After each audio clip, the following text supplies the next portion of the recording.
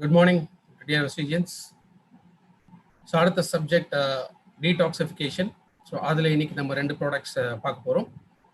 So already நம்ம பார்த்த கேனடர்மா and detox foot patches. So இது ஒரு தெளிவான ஒரு ஐடியா உங்க எல்லாருக்குமே கிடைச்சிருக்கும் அப்படின்னு நான் நம்புகிறேன்.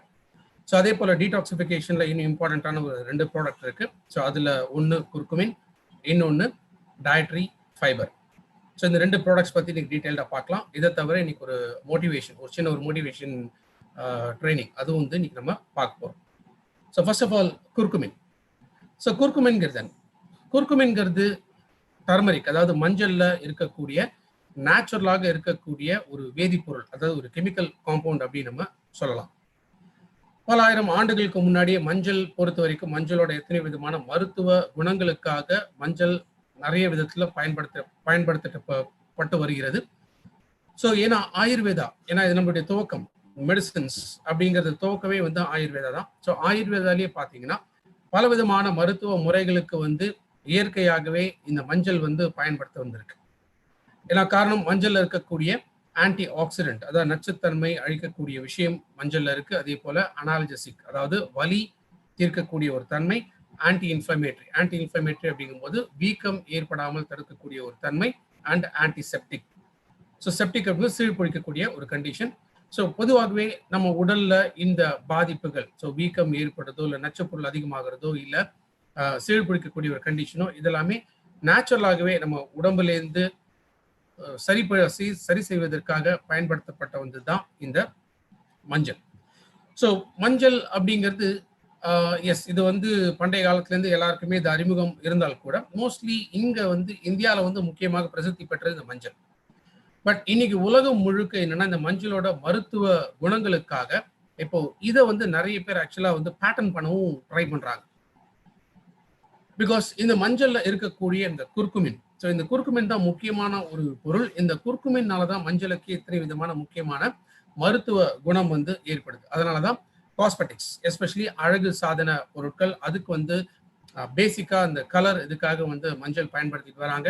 ஃபுட்டு ஃப்ளேவருக்காக, ஸோ அந்த கலருக்காகவும் சரி வாசனைக்காகவும் சரி இது எல்லாத்துக்குமே மஞ்சள் அதிக அளவில் இன்னைக்கும் பயன்படுத்தப்பட்டு வருகிறது. ரைட். ஸோ குர்குமினோட பெனிஃபிட்ஸ் என்ன அப்படிங்கிறத இப்போ நம்ம பார்க்கலாம். காக்னிட்டிவ் பவர் அப்படின்னு சொல்லி, ஸோ காக்னிட்டிவ் பவர் நான் ஆல்ரெடி சொன்ன மாதிரி நம்மளுடைய மூளை சார்ந்த விஷயங்கள், அதாவது புத்திசாலித்தனம், புத்தி கூர்மை, பேச்சுத்திறன், ஞாபக சக்தி, ஒரு விஷயத்தை எவ்வளோ தெளிவாக வேகமாக நம்மளால புரிஞ்சிக்க முடியுது, அந்த கண்டிஷன், ஒரு விஷயத்தை பத்தி நம்ம பேசும்போது எவ்வளவு தெளிவாக நம்மளால பேச முடியுது, இது எல்லாமே என்ன சொல்றோம், நம்மளுடைய காக்னிட்டிவ் பவர்ஸ். ஸோ இந்த காக்னிட்டிவ் பவர் இது ஆரோக்கியமாக இருக்கிறதுக்கு குர்குமின் ரொம்ப ரொம்ப முக்கியமான ஒரு பொருள். அதே போல ஜாயிண்ட் ஹெல்த், ஸோ இரண்டு எலும்புகள் ஒன்னா சேரக்கூடிய இடத்தை தான் என்ன சொல்றோம், ஜாயிண்ட்ஸ் அப்படின்னு சொல்றோம். ஸோ பொதுவாக 40 வயசுக்கு மேல இந்த ஜாயிண்ட்ஸ்ல ஏற்படக்கூடிய தேய்மானம் இது ஆர்த்ரைட்டிஸ் வரைக்கும் கொண்டு போய் விடலாம். ஸோ ஆர்த்ரைட்டிஸ் கண்டிஷன் ஏற்படாமல் போன் டென்சிட்டி, இந்த எலும்புகளோட அடர்த்தி இதுவும் அதிகப்படுத்தக்கூடியது. ஜாயிண்ட்ஸ்ல அந்த தேய்மானம் ஏற்படாமல் அந்த லூப்ரிகேஷன் எஃபெக்டை கொடுக்கக்கூடியது குர்குமின். அதே போல ஆன்டி இன்ஃப்ளமேஷன் ப்ராப்பர்ட்டி பத்தி ஏற்கனவே நான் சொன்னேன். ஸோ பொதுவாகவே பல விதங்கள்ல நம்ம உடம்புக்குள்ள நச்சு பொருள்கள் தங்க ஆரம்பிக்குது. ஸோ இந்த நச்சு பொருள்கள் நம் உடல் ஏற்றுக்கொள்ள முடியாத போது அது வீக்கமாக மாற ஆரம்பிக்கும். ஸோ இந்த வீக்கம் அப்படிங்கிறது, சில வீக்கங்கள் அப்படிங்கிறது நம்ம உடலாலேயே எளிதாக சரி செய்ய முடியும். ஆனால் சில வீக்கங்கள், அதாவது உடல் உறுப்புகள்ல ஏற்படக்கூடிய வீக்கங்கள், இது நம் உயிருக்கு கூட ஆபத்தாக முடியக்கூடியது. அதனால இந்த வீக்கங்கள் ஏற்படாமல் தடுக்க வேண்டியது ரொம்ப ரொம்ப அவசியம். So heart function, so curcumin heart ஃபங்க்ஷனுக்கு சப்போர்ட் பண்ணக்கூடியது. முக்கியமாக நம்ம உடம்புல இருக்கக்கூடிய கெட்ட கொழுப்பு, இந்த கொழுப்பை அகற்றி நல்ல கொழுப்பை அதிகப்படுத்துறதுனால ரத்த ஓட்டம் சீராகும், ரத்த குழாய்கள்ல அடைப்பு ஏற்படாமல் தடுக்க முடியும். அதாவது coronary artery disease or atherosclerosis அப்படின்னு சொல்லக்கூடிய சில ரத்த குழாய்கள் ஏற்படக்கூடிய பாதிப்புகள், பிரச்சனைகள் வராமல் தடுக்கக்கூடியது curcumin. So heart function, heart pumping, இது எல்லாமே ஹெல்த்தியா இருக்கு. ஸோ இது ஹெல்த்தியா இருக்கிறதுனாலே இதயம் சம்பந்தப்பட்ட நோய்கள் வராமல் தடுக்க முடியும். ஸோ அந்த காலத்துலேயும் சரி இன்னி வரைக்குமே பொதுவாகவே வந்து பெண்கள் வந்து மஞ்சள் ஸ்கின், சருமத்துக்கு எஸ்பெஷலி ஃபேஸ்க்கு எல்லாமே பயன்படுத்துவாங்க. காரணம் என்ன அப்படின்னா இதுல இருக்கக்கூடிய அந்த ஷைனிங் கொடுக்கக்கூடிய ஒரு தன்மை. ஸோ முகத்துக்கா இருக்கலாம், கைக்கு இருக்கலாம், கால் இருக்கலாம். ஸோ பொதுவாக என்னன்னா நமக்கு வந்து ஒரு ஷைனிங் கொடுக்கக்கூடியது. அதே போல ஒரு மாய்ஸ்சரைசிங் எஃபெக்ட். ஸோ நம்மளுடைய சருமத்துல இந்த ஈரப்பதத்தை தக்க வைக்கக்கூடிய தன்மை இதுவும் குர்குமின்ல இருக்கு. ஸோ குர்குமின் பயன்படுத்துறதுனால கேப்சூல்ஸாகவும் எடுக்கிறதுனால நம்மளுடைய ஸ்கின்னுக்கு வந்து அதிக அந்த பளபளப்பு கொடுக்கக்கூடியது. அதே போல சருமம் மூலமாக உள்ளுக்குள்ள போகக்கூடிய பாக்டீரியா இருக்கலாம், இல்ல வைரஸ் இருக்கலாம். ஸோ இதையுமே தடுக்கக்கூடிய சக்தி வந்து குர்குமின்ல இருக்கு. அடுத்ததா டீடாக்சிஃபிகேஷன். ஸோ பொதுவாகவே நம்ம உடம்புல 2 உறுப்புகள் ரொம்ப முக்கியம் சொல்லியிருக்கேன். ஒன்று சிறுநீரகம், 2வது கல்லீரல். ஏன்னா இந்த 2 உறுப்புகள் தான் நம்ம உடம்புல இருக்கக்கூடிய நச்சு பொருட்களை ஒன்று யூரின் வழியாக, இன்னொன்று ரத்தத்தின் வழியாக இந்த கழிவுகளை வெளியேற்றக்கூடியது. ஸோ அப்போ இந்த 2 உறுப்புகளோட ஆரோக்கியத்தை, பட் கிட்னி ப்ராப்ளம் இருக்கிறவங்களுக்கு குர்குமின் ரெக்கமெண்ட் பண்ண வேணாம். அதாவது கிட்னி ப்ராப்ளம் போது கிட்னி ஸ்டோன் இருக்கிறதோ, இல்லைன்னா கிட்னி சுருக்கம் இருக்கக்கூடியது, இல்லை டயாலிசிஸ் பண்ணக்கூடிய கண்டிஷன்ஸ்ல அந்த மாதிரி இருந்தாங்கன்னா குர்குமின் கொடுக்க வேணாம். பட் ஜென்ரலா குர்குமின் கிரியாட்டின் லெவல்ஸ் அந்த மாதிரி கண்டிஷன்ஸ்ல இருந்துன்னா அதுக்காக மட்டும் ரெக்கமெண்ட் பண்ணலாம். இன்ஃபேக்ட் அதுலேயுமே அவாய்ட் பண்றது நல்லது. So uric acid creatine levels அதிகமாக இருக்கும்போது ஆயுசாந்தியோட கிட்னி ஹெல்த் இந்த ஒரு ப்ராடக்ட் மட்டும் கொடுத்தாலே போதும். பட் மெயினா லிவர், கல்லீரல். ஸோ கல்லீரலில் ஏற்படக்கூடிய வீக்கம் இருக்கலாம், கல்லீரலில் அதிகமாக நச்சு பொருள் சேர்றதுனால வரக்கூடிய பாதிப்புகள் இருக்கலாம். இதெல்லாமே குறைக்கக்கூடியது குர்குமின். Mood balance. ஏன்னா பொதுவாகவே நம்ம பிரெயின்ல 2 விதமான ஹார்மோன்ஸ் நான் ஏற்கனவே நோனி இருக்கும்போதே நான் சொல்லியிருக்கேன். ஒன்று மெலட்டோனின், இன்னொன்று செரட்டோனின். ஸோ மெலட்டோனின் சிந்தசிஸ் சரியாக இல்லை அப்படின்னா நமக்கு போதிய அளவில் தூக்கம் வராது, ரெஸ்ட் கிடைக்காது. அதே போல செரட்டோனினோட அந்த ஹார்மோன்ஸோட உற்பத்தி இதுவும் சீராக இல்லை அப்படின்னா மன அழுத்தம் அதிகமாகும். ஸோ மன அழுத்தம் அதிகமாகும் போது என்ன ஆகுது, ஆட்டோமேட்டிக்காக நம்முடைய mood balance. So mood balance அதாவது ஒரு சமநிலை நம்ம பிரெயின்ல இல்லாமல் எப்போதுமே அதிகமாக ஸ்ட்ரெஸ் லெவல்ஸ் வந்து அதிகமாகக்கூடிய ஒரு சான்சஸ் இருக்கு. ஸோ குர்குமின் எடுக்கிறதுனால ஹார்மோன் லெவல்ஸை பேலன்ஸ் பண்றதுனால அந்த ஸ்ட்ரெஸ் குறைக்க முடியும். அதே போல நமக்கு எப்போதுமே ஒரு பாசிட்டிவான ஒரு மனநிலை இதை கொடுக்கக்கூடியது குர்குமின். ஸோ அதே போல வெயிட் லாஸ். ஸோ குர்குமின்க்கு டைரக்டா வெயிட் லாஸ் கொடுக்கும் அப்படின்னு நம்ம சொல்ல முடியாது.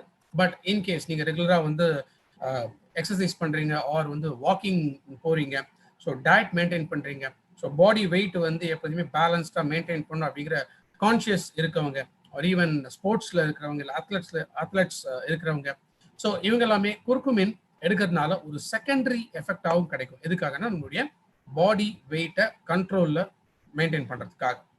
ஸோ இதை தவிர குர்குமின் எடுக்கிறதுனால குர்குமின்க்கு ஆன்டிசெப்டிக் எஃபெக்ட் ஆல்ரெடி நான் சொன்னேன். ஸோ சீழ் பிடிக்காம ஆற்றக்கூடிய தன்மை இருக்கு.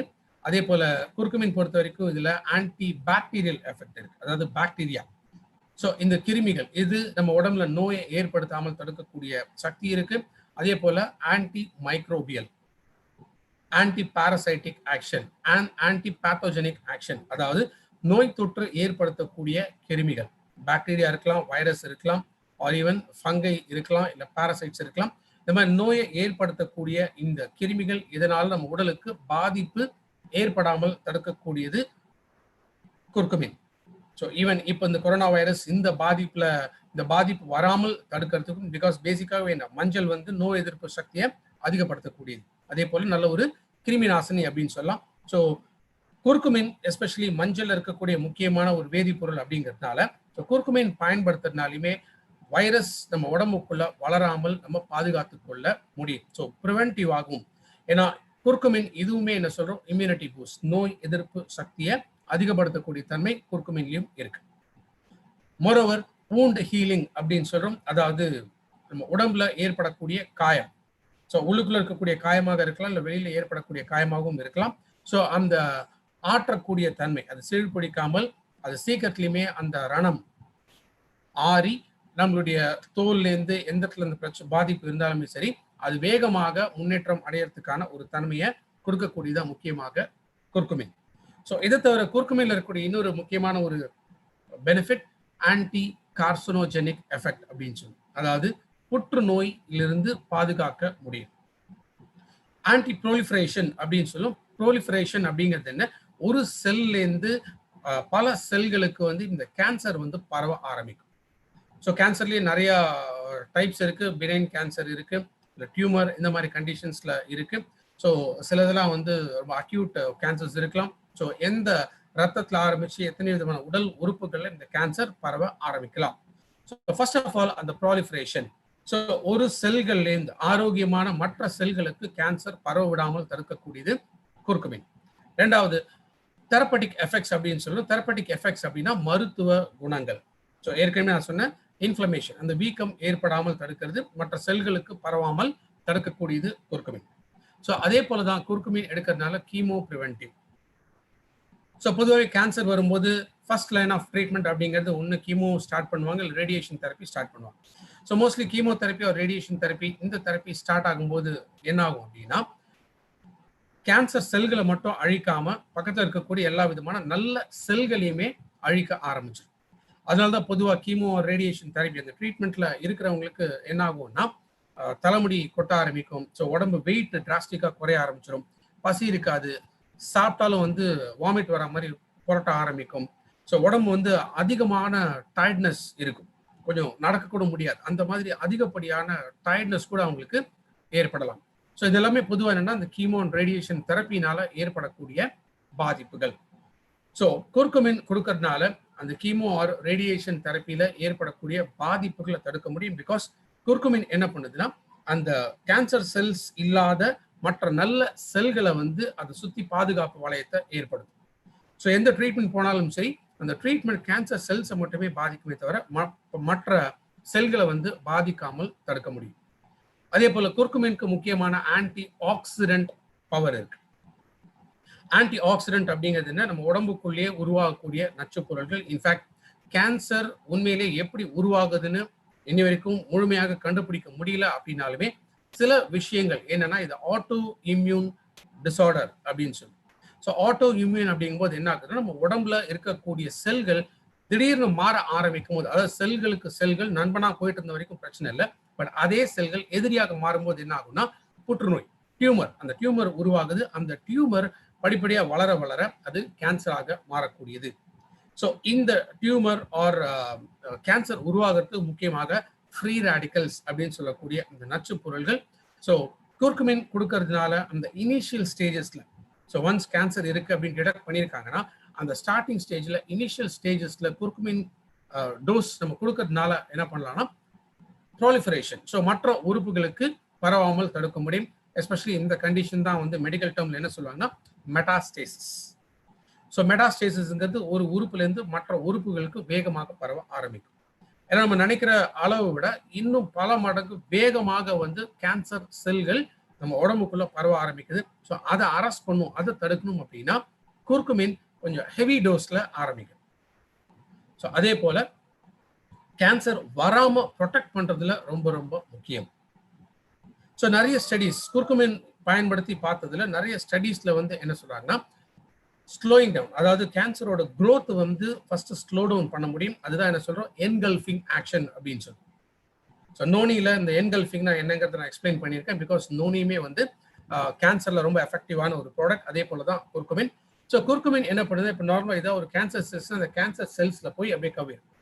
ஸோ ஒன்ஸ் குர்குமின் அந்த கேன்சர் செல்களுக்கு மேலே போய் அந்த ஒரு ப்ரொடெக்ஷன் ஒரு கவரிங் கொடுக்கறதுனால என்ன ஆகுது, முதல்ல கேன்சர் செல்களுக்கு போகக்கூடிய உணவு, ஏன்னா நம்ம சாப்பிட்ற சாப்பாடுலேருந்து கேன்சர் செல்ஸும் உணவு போய் சேருது. ஸோ அந்த உணவு முதல்ல போகாம தடுக்க ஆரம்பிக்கும். ஸோ கிராஜுவலாக என்ன ஆகுதுன்னா, ஸோ இப்போ அந்த உணவு போகலன்னா என்ன, இப்போ நம்மளே ஒரு நாள் 2 நாள் சாப்பிடாம இருந்தோம்னா வீக் ஆகிடுவோம் இல்லையா, அதே போல தான் இந்த கேன்சர் செல்ஸ் முதல்ல வீக் ஆக ஆரம்பிக்கும்.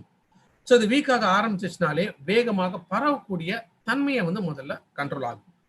அதே போல நம்ம உடம்புல இருக்கக்கூடிய டிஷ்யூஸ், திசுக்கள், ஸோ இந்த திசுக்கள் இதுலையுமே அந்த நோய் எதிர்ப்பு சக்திக்கான விஷயங்கள் அதிகப்படுத்த ஆரம்பிக்கிறதுனால ஸோ நோய் பரவுதல் இதை மேக்சிமம் நம்ம கண்ட்ரோல் பண்ண முடியும்.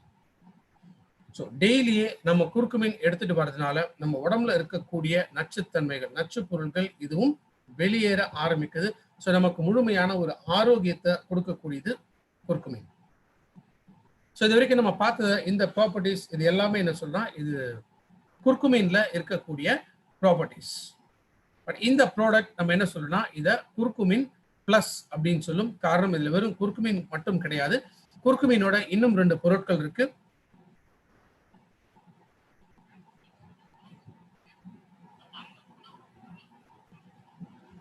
குர்குமின் கூட இருக்கக்கூடிய இன்னொரு பொருட்கள் ஒன்று ஆம்லா, 2வது பைப்பரின். ஸோ குர்குமின்ங்கிறது மஞ்சள் அப்படிங்கிறத நம்ம பார்த்தோம். ஆன்டி ஆக்சிடென்ட், நச்சு பொருள் உருவாகாமல் தடுக்கக்கூடியது, வீக்கம் ஏற்படாமல் தடுக்கக்கூடியது. இது ஒரு நல்ல வலி நிவாரணி. நுரையீரல் சம்பந்தப்பட்ட பிரச்சனைகள், ஏன்னா பொதுவாகவே நம்ம என்ன பண்ணுவோம், வீட்லயே இப்போ வந்து த்ரோட் இன்ஃபெக்ஷன் இருக்கு, இல்ல சளி இருக்கிற மாதிரி இருந்தாலும் கொஞ்சம் மிளகு மஞ்சள் பொடியெல்லாம் பாலில் கலந்து சாப்பிட்றோம் இல்லையா? ஸோ அது ஏன்னா காரணம் நுரையீரல் சம்பந்தப்பட்ட பிரச்சனைகளும் வராமல் தடுக்கக்கூடியது குர்குமின். அதே போல இதயம் சம்பந்தப்பட்ட பாதிப்புகள் வராமல் தடுக்கும், ஜாயின்ஸ் பெயின் வராமல் தடுக்கக்கூடியது. ஸோ தேவையில்லாம நம்ம உடம்புல செல்கள் வளரக்கூடியதையும் அழிக்கக்கூடியது குர்குமின். ரெண்டாவது ஆம்லா. ஸோ ஆம்லா பத்தி நம்ம ஆல்ரெடி நம்ம டீட்டெயில்டா ஃபுல்லாக நம்ம பார்த்துருக்கோம். ஏன்னா ஆம்லாக்கும் முழு நெல்லிக்காய் இதற்கும் கேன்சர் செல்களை அழிக்கக்கூடிய தன்மை இருக்கு. முக்கியமாக விட்டமின் சி இருக்கிறதுனால அதிக அளவுல நோய் எதிர்ப்பு சக்தி, இம்யூனிட்டி பூஸ்ட் அதிகமாக ஆம்லாலேருந்து கிடைக்கும்.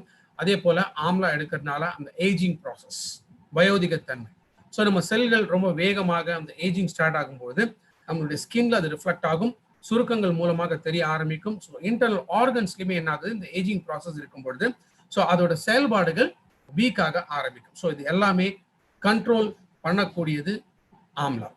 அடுத்தது பைப்பரின். ஸோ பைப்பரின்ங்கிறது வால் மிளகு அப்படின்னு சொல்லக்கூடிய மிளகு ஃபேமிலி இருக்கக்கூடிய ஒரு வகை. ஸோ பைப்பரின் இதில் ஆட் பண்றதுக்கான காரணம் என்ன அப்படின்னா, நம்ம சாப்பிட்ற உணவுலேருந்து இருக்கக்கூடிய ஊட்டச்சத்துக்கள் செல்களுக்கு முழுமையாக சென்றடையும்.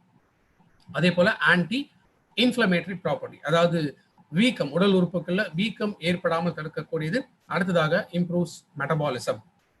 ஸோ பொதுவாக மெட்டபாலிசம் அப்படிங்கிறது இந்த மெட்டபாலிசம் நம்ம ரெண்டு வகையாக பிரிக்க முடியும். தட் இஸ், ஒன்று என்ன சொல்றோம்னா கேட்டபாலிசம், இன்னொன்று அனபாலிசம். நம்ம சாப்பிட்ற உணவு இது நம்ம வயிறுல போய் அது அந்த அந்த உணவு வந்து உடைக்கப்பட்டு ஊட்டச்சத்துக்களாக மாற்றப்படும். ஸோ இதுதான் என்ன சொல்ல ஃபர்ஸ்ட் ப்ராசஸ். ஏன்னா நம்ம சாப்பிட்ற உணவு நம்ம உடல் அப்படியே முழுமையாக எடுத்துக்க முடியாது. அந்த உணவு வயிறுல போய் செரிமானமாகி அந்த உணவுலேருந்து வரக்கூடிய ஊட்டச்சத்துக்களை வந்து தனித்தனியா பிரிக்க ஆரம்பிக்கும். இது முதல் ப்ராசஸ். அந்த ஊட்டச்சத்துக்களை நம்ம உடம்புல இருக்கக்கூடிய செல்கள் முழுமையாக பயன்படுத்த தெரியணும். இதுதான் அனபாலிசம், ரெண்டாவது ப்ராசஸ். ஸோ டோட்டல் மெட்டபாலிசம் அப்படின்னா நம்ம சாப்பிடக்கூடிய உணவு முழுமையாக ஊட்டச்சத்தா மாறணும். ரெண்டாவது அந்த ஊட்டச்சத்துக்களை நம்ம உடல் முழுமையாக பயன்படுத்தும். ஸோ இது ரெண்டுமே கரெக்டாக நடந்துச்சுனாலுமே ஊட்டச்சத்து பற்றாக்குறைகள் ஏற்படாமல் தடுக்க முடியும். So curcumin plus curcumin, amla and piperine, இந்த மூன்று ப்ராடக்ட்ஸுமே சேர்ந்திருக்கக்கூடியதான் குர்குமின் பிளஸ். ஸோ குர்குமின் பிளஸோட பெனிஃபிட்ஸ் சம்மரைஸ் பண்ணோம் அப்படின்னா, ஹெப்பாட்டோ ப்ரொடெக்டிவ், அதாவது லிவர், கல்லீரல். மோஸ்ட்லி கல்லீரலையுமே என்ன ஆகும்னா, இந்த ஃப்ரீ ரேடிக்கல் அப்படிங்கிற நச்சு பொருள் இது அதிகமாக சேர ஆரம்பிக்கும் போது லிவர் டேமேஜஸ் ஏற்படலாம். லிவர் வந்து இன்ஃப்ளமேஷன், வீக்கம் ஏற்பட ஆரம்பிக்கலாம். ஸோ லிவர்ல டேமேஜஸ் ஸ்டார்ட் ஆச்சுனாலே என்ன பாதிப்புனா, ரத்தத்தை சுத்திகரிக்க முடியாது. ஸோ கல்லீரலை பாதுகாக்கக்கூடியது குர்குமின். இன்ஃப்ளமேஷன், ஸோ வீக்கம் ஏற்படாமல் தடுக்கக்கூடியது. அக்யூட், அக்யூட் அப்படின்னா ரொம்ப சிவியரா 6 மாசத்துக்குள்ள இருக்கக்கூடிய கண்டிஷன்ஸ், இனி எந்த விதமான கண்டிஷன்ஸ் இருந்தாலுமே அது அக்யூட் அப்படின்னு சொல்லும். 6 மாசத்துக்கு மேல பல வருஷங்களும் லைஃப் லாங் இருக்கக்கூடிய அந்த வீக்கம், இதை கிரானிக் இன்ஃப்ளமேஷன் அப்படின்னு சொல்லும். ஸோ குர்குமின் பொறுத்த வரைக்கும் அக்யூட் அண்ட் கிரானிக் இந்த ரெண்டு கண்டிஷன்ஸ்லையுமே ரொம்ப எஃபெக்டிவான ஒரு ப்ராடக்ட். ஸோ ஆன்டி கார்சினோஜெனிக் முன்னாடி நம்ம சொல்லியிருக்கோம். ஸோ கேன்சர் வராமல் தடுக்கக்கூடியது. ஸோ கேன்சர் வந்தாலுமே மேற்கொண்டு கேன்சர் வளராமல் தடுக்கக்கூடியது. அண்ட் ப்ரிவென்டிவாகவும் கேன்சரை வராமலும் தடுக்கக்கூடிய ப்ரிவென்டிவா கூட குர்குமின் பிளஸ் நம்ம யூஸ் பண்ணுறோம். Then anti microbial effects, so bacteria, virus, fungi, parasites, so நம்ம உடம்புல நோய் ஏற்படுத்தக்கூடிய எந்த விதமான கிருமிகள் இருந்தாலும் அந்த கிருமிகளை அழிக்கக்கூடிய தன்மை வந்து குர்குமின் பிளஸ்ல இருக்கு. அதே போல கார்டியோவாஸ்குலர், ஸோ நம்ம உடம்புல கெட்ட கொழுப்பை குறைச்சி எல்டிஎல் அப்படின்னு சொல்லக்கூடிய லோ டென்சிட்டி லிப்போப்ரோட்டீன்ஸ், ஸோ இந்த கெட்ட கொழுப்பு மற்றும் ட்ரைகிளிசரைட்ஸ், ஏன்னா ட்ரைகிளிசரைடு இது ஒரு விதமான கொழுப்பு. ஸோ இதோட லெவல்ஸ் அதிகமானாலுமே என்ன ஆகும்னா இதயம் சம்பந்தப்பட்ட நோய்கள் ஏற்படும். ஸோ அது என்ன மாதிரி நோய்கள், என்ன மாதிரி பிரச்சனைகள்ங்கிறது நாளைக்கு செஷன்ல நம்ம கார்டியோ கேர் பத்தி நம்ம பார்க்க போறோம். ஸோ அதுல டீட்டெயிலாக நான் எக்ஸ்பிளைன் பண்றேன். ஸோ இதயம் சம்பந்தப்பட்ட நோய்கள் வராமல் தடுக்கிறதுக்காகவும் குர்குமின் எடுத்துக்குவாங்க. ஸோ கேஸ்ட்ரோ இன்டெஸ்டைனல், முக்கியமாக கேஸ்ட்ரோ அப்படிங்கிறதுனா வயிறு, இன்டெஸ்டைனல்ங்கிறது குடல். ஸோ வயிறு, குடல் இந்த பகுதிகளில் செரிமானத்தை அதிகப்படுத்தக்கூடியது, முக்கியமாக அல்சர். ஸோ அல்சர் போன்ற கண்டிஷன்ஸ் ஏற்படாமல் தடுக்கக்கூடியது குர்குமின் பிளஸ். ஸோ பொதுவாகவே நோய் எதிர்ப்பு சக்தி இதை அதிகப்படுத்தக்கூடியது. நம்ம உடம்புல ஆன்டிபாடிஸ், ஏன்னா 3 விதமான டிஃபென்ஸ் நம்ம உடம்புல இருக்குன்னு நான் ஏற்கனவே சொல்லியிருக்கேன். அதுல 3வதா ரொம்ப ஸ்பெசிபிக்காக நம்ம உடல் ஒரு பிரச்சனையை எதிர்த்து போராடுறதுக்கு உருவாக்கக்கூடியதான் இந்த ஆன்டிபாடிஸ். ஸோ குர்குமின் எடுக்கிறதுனால அந்த ஆன்டிபாடிஸ் ப்ரொடக்ஷன் இதுவும் அதிகமாகுது, நோய் எதிர்ப்பு சக்தியும் மிக சீராக இருக்க முடியும். ஸோ பொதுவாகவே ஜிம்ல ஒர்க் அவுட் பண்றவங்க, அஃப்கோர்ஸ் இந்த ஒரு 2-3 மாசம் ஜிம்முக்குள்ள யாருமே போயிருக்க முடியாது, கம்ப்ளீட் லாக்டவுன்ல எக்ஸசைஸ் பண்ண முடியாது. பட் ஸ்டில் வீட்டில் நிறைய பேர் இந்த எக்ஸசைஸ் பண்ணிட்டு இருப்பீங்க. ஸோ சம்டைம்ஸ் என்ன ஆகும்னா, அந்த ஒர்க் அவுட் தவறாக போகும்பொழுது, ஸோ கரெக்டாக அதை பேலன்ஸ் பண்ணி இந்த ஒர்க் அவுட் பண்ணலன்னா என்ன ஆகும்னா, இன்டர்னலாக மசில் டேர் ஆகும். ஸோ மசிலில் வந்து டேமேஜஸ் ஏற்படும் போது அந்த இடத்துல வீக்கம் இருக்கும். சம்டைம்ஸ் கை காலத்தை தூக்கும் போது வலி வந்து தனியாக தெரியும். ஸோ அந்த மசில் சோர்னஸ், அந்த மசில்ஸ்ல தசைகள் ஏற்படக்கூடிய அந்த வலி வீக்கம் இதையுமே தடுக்கக்கூடியது குர்குமின். அண்ட் அதே போல ரெக்கவரி. ஸோ அதிக வேலை நம்ம செஞ்சுட்டு இருக்கோம் அப்படிங்கும் போது நமக்கு டயர்ட்னஸ், ஸோ டயர்ட்னஸ் ரொம்ப அதிகமாக இருக்கும். ஸோ அந்த டயர்ட்னஸ்லேருந்து பாடி ஃபாஸ்டா ரெக்கவர் ஆகிறதுக்காகவும் குர்குமின் பிளஸ் நம்ம பயன்படுத்தலாம். ஸோ ரொம்ப இம்பார்ட்டண்ட்டான எஃபெக்டிவான ஒரு ப்ராடக்ட் இந்த குர்குமின் பிளஸ், ரைட்? ஸோ இப்போ நிறைய பேர் யோசிக்கலாம், ஓகே சார், இப்போ பழங்காலத்துலேருந்து மஞ்சள் இதுதான் எல்லாருக்குமே தெரியும். இப்போ நம்ம திடீர்னு போயிட்டு குர்குமின் அப்படின்னு சொன்னோம்னா மக்களுக்கு அது புரிய மாட்டேங்குது, ஏற்றுக்க மாட்டேங்கிறாங்க அப்படின்னு நிறைய பேர் யோசிக்கலாம். அப்போ இதோட வித்தியாசம் என்ன அப்படிங்கறத நம்ம புரிஞ்சுக்கணும். குர்குமினுக்கும் மஞ்சளுக்கும் இருக்கக்கூடிய வித்தியாசம் என்ன அப்படிங்கிறது நமக்கு தெரியும். ஸோ பிளான்ட் டர்மரிக், மஞ்சள் அப்படிங்கிறது எல்லாருக்குமே ரொம்ப பிரசித்தி பெற்ற ஒரு முக்கியமான ஒரு பொருள். ஸோ அதை நான் ஆரம்பத்திலேயே சொன்னேன். இன்னைக்கு நிறைய மெடிசின்ஸ் தயாரிப்புல, முக்கியமாக இயற்கை வைத்தியத்துல குர்குமின் ஆர் மஞ்சள் இதை வந்து அதிகமாக பயன்படுத்திட்டு வருவாங்க. ஸோ பொதுவாக இந்த மஞ்சள் பொறுத்த வரைக்கும் என்ன, அதோட வேர் இருக்கு இல்லையா, அந்த மஞ்சள் கிழங்கு இருக்கக்கூடிய அந்த வேரை எடுத்து அதை நல்லா சுத்தப்படுத்தி அதை காய வச்சு அதுக்கப்புறமா அதை அரைச்சு பவுடர் பண்ணி பயன்படுத்துவாங்க. ஸோ அதனாலதான் பொதுவாகவே உணவுல வந்து இந்த மஞ்சள் சேர்க்கும் போது என்ன ஆகுது, அந்த நல்ல கோல்டன் கலர், ஸோ பார்க்கறதுக்கு ஒரு அட்ராக்ஷன் அதுல இருக்கு. அதே போல மஞ்சளோட ஹெல்த் பெனிஃபிட்ஸ், ஸோ இதுவும் வந்து முழுமையாக கிடைக்கும். பட் இப்போ கேள்வி என்ன அப்படின்னு கேட்டீங்கன்னா, நம்ம வீட்டில் ரெடி பண்ணி மஞ்சள் யூஸ் பண்றோமா இல்ல ரெடிமேடா மஞ்சள் யூஸ் பண்றோமா அப்படிங்கிறதா. பிகாஸ் அந்த காலத்துல வந்து பொதுவாக மஞ்சள் வாங்கிட்டு வந்து வீட்லயே வந்து அதை அரைச்சி தயார் பண்ணுவாங்க. எந்த விதமான கெமிக்கல்ஸோ ப்ரிசர்வேட்டிவ்ஸோ எதுவுமே ஆட் பண்ணாம நேச்சுரலாக அந்த மஞ்சள் வந்து பயன்படுத்திட்டு இருந்தாங்க. ஸோ அதனால தான் அந்த மஞ்சளோட மெடிசினல் பெனிஃபிட்ஸ்னால நிறைய பேர் ஆரோக்கியமாக இருந்தாங்க. பட் இன்னைக்கு எவ்வளவுதான் நம்ம மஞ்சள் எடுத்துட்டா கூட, பட் ஃபர்ஸ்ட் திங் மஞ்சள் அது விளைவிக்கும் போதே என்ன பண்றாங்க, நிறைய உரங்கள், பெஸ்டிசைட்ஸ், இன்செக்டிசைட்ஸ் இதெல்லாமே முதல்ல நிறைய பயன்படுத்த ஆரம்பிச்சுறாங்க. ரெண்டாவது, அந்த மஞ்சள் எடுத்து ட்ரை பண்ணி நமக்கு அது நிறைய ப்ரிசர்வேட்டிவ்ஸ்லாம் ஆட் பண்ணி பேக் பண்ணி தான் நம்ம பொதுவாகவே வாங்கிட்டு இருக்கோம். ஜெனரலாக நம்ம மஞ்சளாக வாங்கி நம்மளா தயாரிக்கும் போது ப்ராப்ளம் கிடையாது. ஸோ ஒரு 50% அதுலேருந்து அந்த பாதிப்புகள், அதாவது நம்ம பியூர் நேச்சுரலான மஞ்சள் கிடைக்காம இருக்கலாம். பிகாஸ் ஆல்ரெடி மஞ்சள் விளைவிக்கும் போது நிறைய பெஸ்டிசைட்ஸ் யூஸ் பண்றதுனால. இன்கேஸ் நீங்க ரெடிமேடா வாங்கும்போது என்ன ஆகும்னா, ஏற்கனவே அந்த மஞ்சள் வந்து நிறைய கெமிக்கல்ஸ் யூஸ் பண்ணியிருக்காங்க. ஸோ அடுத்ததுல நிறைய ப்ரிசர்வேட்டிவ்ஸும் ஆட் பண்ணிடுறாங்க. ஸோ நம்ம ரெடிமேட் யூஸ் பண்ணும்போது என்ன ஆகுது, உண்மையிலேயே மஞ்சளோட முழுமையான இந்த மருத்துவ குணம் வந்து நமக்கு கிடைக்கிறது கிடையாது. ஏன்னா குர்குமின் இது மஞ்சள் இருக்கக்கூடிய முக்கியமான ஒரு வேதிப்பொருள் அப்படின்னு நான் சொன்னேன். பட் நார்மலா ஒரு மஞ்சள் கிழங்கு ஒரு வேர் எடுத்தீங்க அப்படின்னா அதுல மேக்சிமம் போனா 2-5% மட்டும்தான் குர்குமின் அதுல இருக்கு. யோசிச்சு பாருங்க, ஒரு மஞ்சள் கிழங்குலயே வெறும் 2-5% தான் குர்குமின் இருக்கு அப்படின்னா, அப்ப நம்ம எவ்வளவு அதிகமாக நம்ம மஞ்சள் பயன்படுத்துறோமோ அப்பதான் இது வரைக்கும் நான் சொன்ன குர்குமினோட பெனிஃபிட்ஸ் இது எல்லாமே முழுமையாக நமக்கு கிடைக்கும். பட் முன்ன விட இன்னைக்கு மஞ்சளோட யூசேஜும் இன்னைக்கு ரொம்ப ரொம்ப குறைஞ்சிச்சு. ஒன்னு ரெடிமேட் ஆயிடுச்சு, ரெண்டாவது யூசேஜும் இன்னைக்கு ரொம்ப ரொம்ப குறைஞ்சிச்சு. அப்போ இதனால என்ன ஆகுது, உண்மையிலேயே நம்ம குர்குமின் எடுக்கிறோம் அப்படின்னா குர்குமினோட இந்த டோட்டல் பெனிஃபிட்ஸ் வந்து நமக்கு ரீச் ஆகிறது கிடையாது.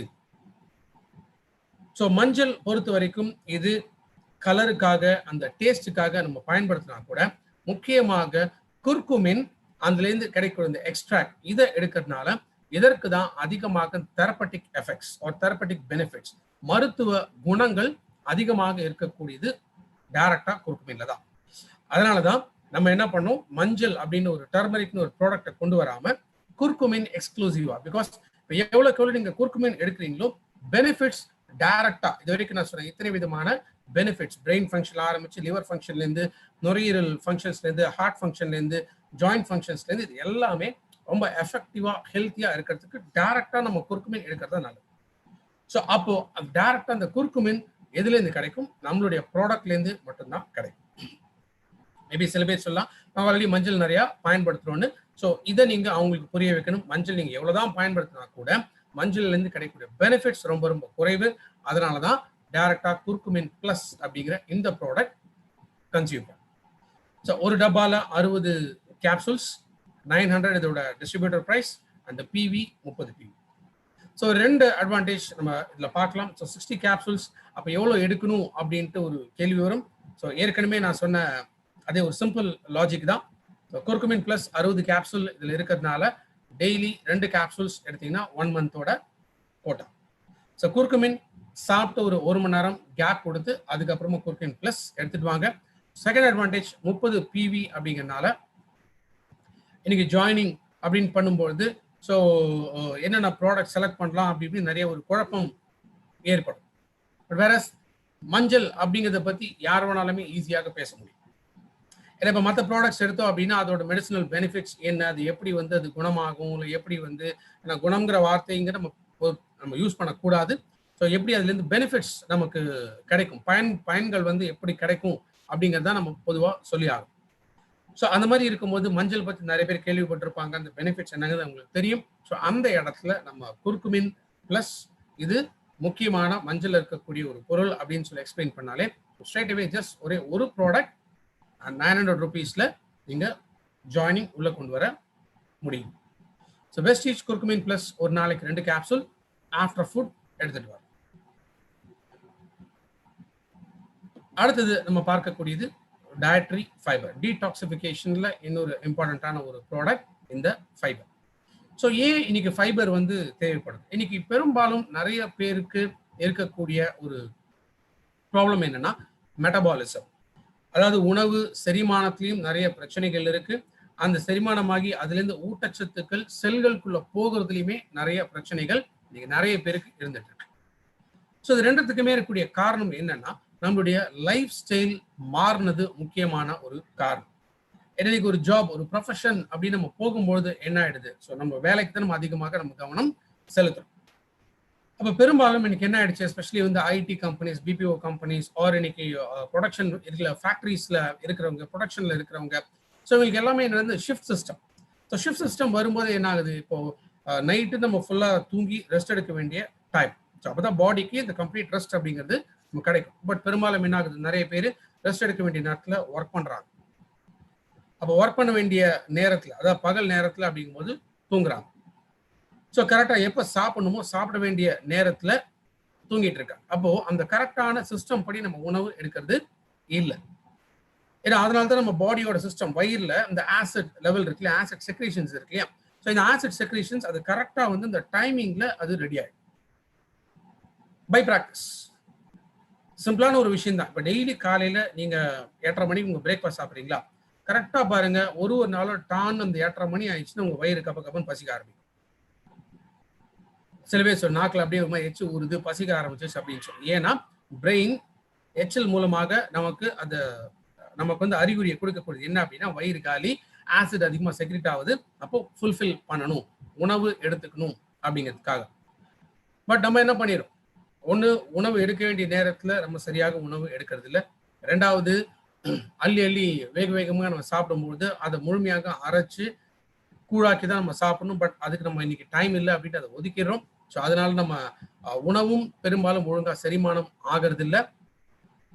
அண்ட் ரெண்டாவது பாடிக்கு ரெஸ்ட், அதாவது நம்ம உடம்புல இருக்கக்கூடிய சிறுநீரகம், கல்லீரல், குடல், பெருங்குடல், ஸோ இதெல்லாமே வேலை செய்ய வேண்டிய நேரத்தில் நம்ம வேலை செஞ்சுட்டு இருக்கோம்.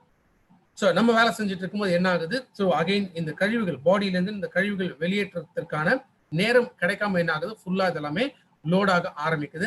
இதனால் நிறைய பேருக்கு வரக்கூடிய ஒரு முக்கியமான ஒரு பாதிப்பு என்ன அப்படின்னு கேட்டிங்கன்னா கான்ஸ்டிபேஷன், மலச்சிக்கல். ரெண்டாவது ஃபைபர், நார்ச்சத்து. இந்த நார்ச்சத்து வந்து இது நல்ல லாக்ஸேட்டிவ். ஸோ லாக்ஸேட்டிவ்னா மோஷன் போவதில் அந்த ப்ராப்ளம் இருக்காது, ஃப்ரீயாக பாடியிலேருந்து மோஷன் போகக்கூடிய இந்த பவல் மூமெண்ட்டை ஏற்படுத்தக்கூடியது ஃபைபர். ஸோ நார்ச்சத்து அதிகமாக இருக்கக்கூடிய இதில் அப்படின்னா காய்கறிகள், பழங்கள், இது எல்லாத்துலேயுமே இந்த ஃபைபர் சோர்ஸ் வந்து நிறையா இருக்கு. பட் என்ன ஆயிடுச்சு, இன்னைக்கு நம்ம காய்கறி பழங்கள் எடுக்கிறது ரொம்ப ரொம்ப குறைஞ்சு போச்சு. ரெண்டாவது, காய்கறி பழங்களே இன்னைக்கு நிறையா ஃபர்டிலைசர்ஸ் பயன்படுத்துறதுனால அதோட ஹெல்த் பெனிஃபிட்ஸ் வந்து முழுமையாக நமக்கு கிடைக்கிறதும் இல்லை. ஸோ பொதுவாக ஃபைபர் எடுத்துக்கிட்டிங்கன்னா இது நம்ம வயிறில் போய் இது செரிமானம் ஆகாது. ஜென்ரலாகவே எந்த ஃபைபர்ஸ் எடுத்துக்கிட்டாலுமே இது போய் டைஜஷன் ஆகாது. இது என்ன பண்ணும்னா, நம்ம ஃபைபர் எடுக்கும் பொழுது இது நம்ம வயிறுக்குள்ள போயிட்டு ஒரு ஜெல் மாதிரி ஃபார்ம் ஆகிடும். ஒரு ரஃபேஜ் அப்படின்னு சொல்லுவோம், அதாவது அந்த கழிவுகள் கலெக்ட் பண்ற ஒரு பேக் மாதிரின்னு சொல்றோம் இல்லையா. ஸோ அந்த மாதிரி ஒரு ரஃபேஜ் மாதிரி இது வந்து ஃபார்ம் ஆகிடும்.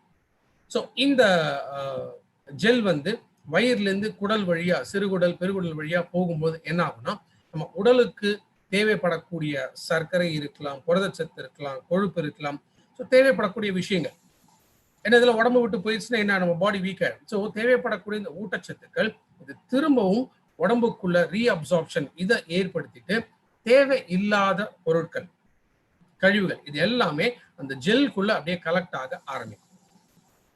ஸோ இந்த ஜெல்லோட மூவ்மெண்ட் வயிறுலேருந்து குடல் வழியா, சிறுகுடல்லேருந்து பெருகுடல் வழியா இது அப்படியே இந்த பவல் மூவ்மெண்ட், அதாவது கொஞ்சம் கொஞ்சமா இந்த ஃபைபர் மூவ் ஆக ஸோ அந்த பவல் மூவ்மெண்ட், அதாவது மோஷன் போகக்கூடிய தன்மையை ஏற்படுத்தும்.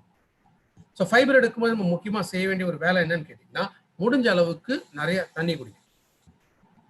ஸோ தண்ணி குடிக்க என்ன ஆகுதுன்னா, இந்த ஃபைபரோட மூவ்மெண்ட் இருக்குது. ஸோ மோஷன் சிக்னஸ், மலச்சிக்கல் பிரச்சனை வராமல் தடுக்க முடியும். இன்ஃபேக்ட் ரீசெண்டாக இப்போ நிறைய ஹாஸ்பிட்டல்ஸ் எல்லாம் போனீங்கன்னா, மோஸ்ட்லி நீங்கள் ஹாஸ்பிட்டல் போகக்கூடிய பேஷண்ட்ஸ் யார் அப்படின்னு கேட்டால், ஒன்று இன்னைக்கு கொரோனா பாதிப்புனால அதிகம் பேர் போகிறாங்க. மற்றபடி இந்த குடல் பாதிப்பு இல்லை வயிறு சம்பந்தப்பட்ட பிரச்சனை இப்படின்னு ஹாஸ்பிட்டல் போகிறவங்க ரொம்ப ரொம்ப குறைவு. காரணம் என்ன, ஆல்மோஸ்ட் இந்த ஒரு 3.5 மாசமா மேக்சிமம் நம்ம உணவு எங்கே எடுக்கிறோம், வீட்டில் தான் எடுக்கிறோம். ஹார்ட்லி வந்து ரொம்ப ரேர் அக்கேஷனாக நம்ம ஒரு 2 times 3 times அப்படிதான் நம்ம வந்து மோஸ்ட்லி ஹோட்டல்ஸில், அது கூட ஹோட்டலில் உட்காந்து நம்ம சாப்பிட முடியாது, அங்கேருந்து பார்சல் வாங்கிட்டு வந்து வீட்டில் தான் நம்ம உட்காந்து சாப்பிட முடியும்.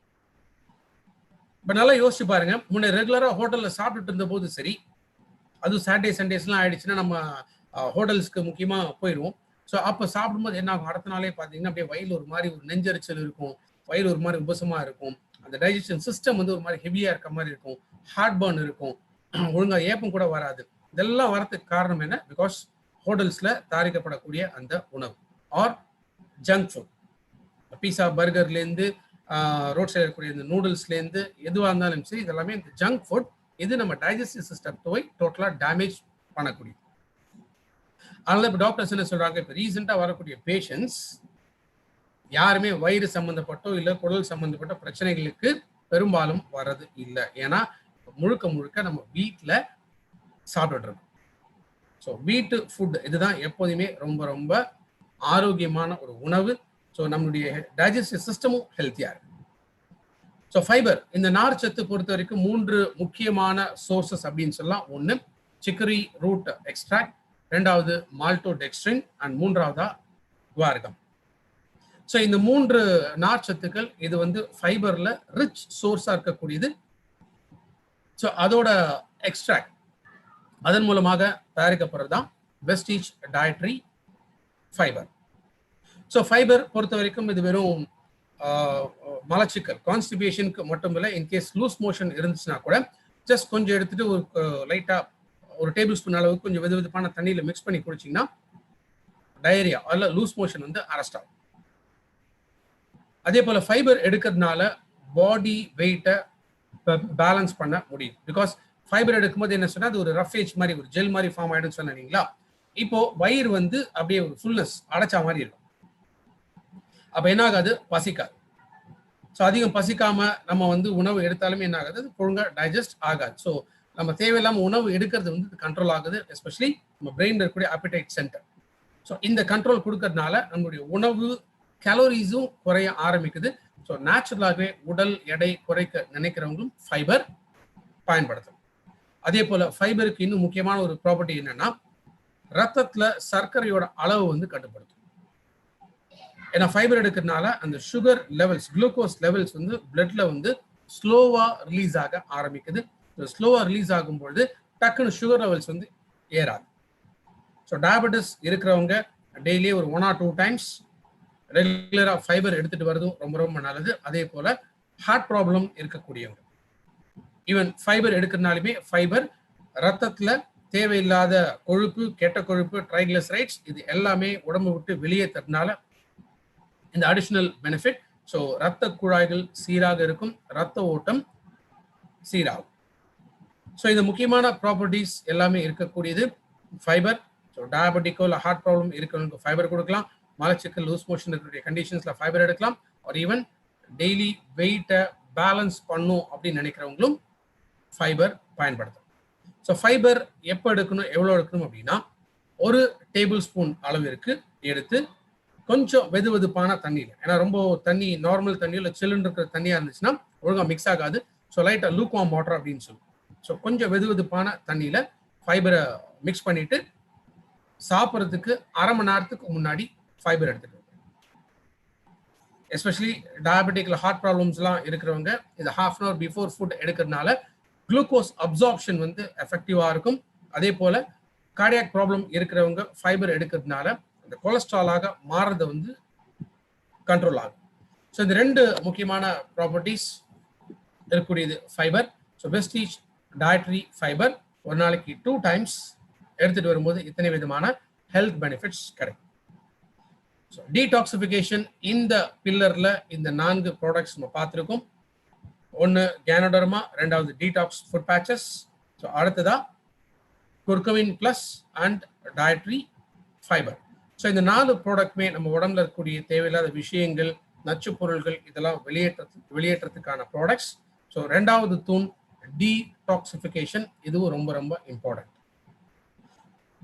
ஸோ நான் ட்ரைனிங் ஸ்டார்டிங்லேருந்து கவனிச்சுட்டு வந்தவங்களுக்கு அந்த விஷயம் புரியும். ஏன்னா அந்த 4 pillars ஆஃப் குட் ஹெல்த் இதுதான் ரொம்ப ரொம்ப இம்பார்ட்டன்ட்.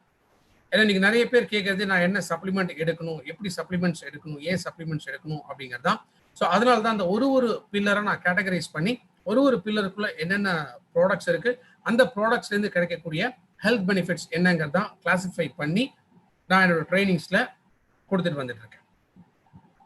ஸோ இந்த ஒரு பில்லர் எவ்வளோக்கு எவ்வளோ இம்பார்ட்டன்ட் அப்படிங்கிறது நீங்க புரிஞ்சுக்கும் போது, ஸோ ஒரு பில்லருக்கு ஒரு ப்ராடக்ட் நம்ம எடுத்தாலே போதும், நம்மளுடைய டோட்டல் பாடி வந்து ஹெல்த்தியா இருக்கும்.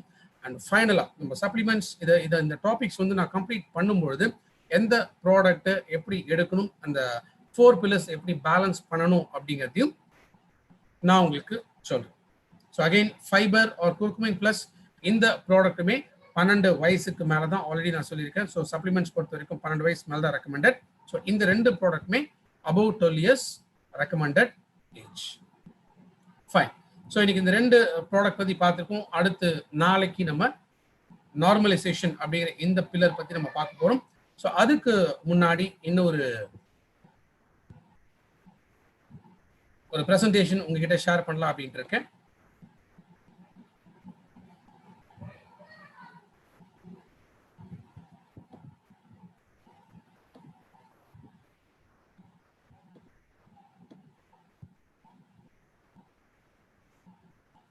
ஓகே. ஸோ இது கூட இன்னைக்கு ஒரு சின்ன ஒரு மோட்டிவேஷன் சப்ஜெக்ட் பார்க்கலாம். ஏன்னா இது வந்து ஒரு ப்ரூவன் சப்ஜெக்ட், ப்ரூவன் ஒரு மோட்டிவேஷனல் ஒரு சப்ஜெக்ட் இது. ஸோ நம்ம லைஃப்ல நிறைய விஷயங்கள் நம்ம செஞ்சுட்டு தான் இருக்கும். பட் அது இன்னும் எப்படி பெட்டரா பண்ணலாம் அப்படிங்கிறதுக்கான ஒரு சின்ன கதை. ஸோ இந்த சப்ஜெக்ட் ஃபுல்லுமே ஒரு சின்ன ஒரு கதை மாதிரி போகும்.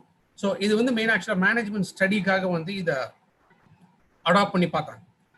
பட் மேனேஜ்மெண்ட் ஸ்டடிக்காக இப்போ ஒரு கம்பெனியில் இருக்கக்கூடிய மேனேஜ்மெண்ட் அண்ட் அவங்களுடைய எம்ப்ளாயீஸ், ஸோ எம்ப்ளாயீஸ், ஸோ இவங்களுக்குள்ள இந்த ரிலேஷன்ஷிப் ஆர் மேனேஜ்மெண்ட் இது எவ்வளோ எஃபெக்டிவாக இருக்கணும் அப்படிங்கிறதுக்காக இந்த மாடல் இதை வந்து அடாப்ட் பண்ண ஆரம்பிச்சாங்க.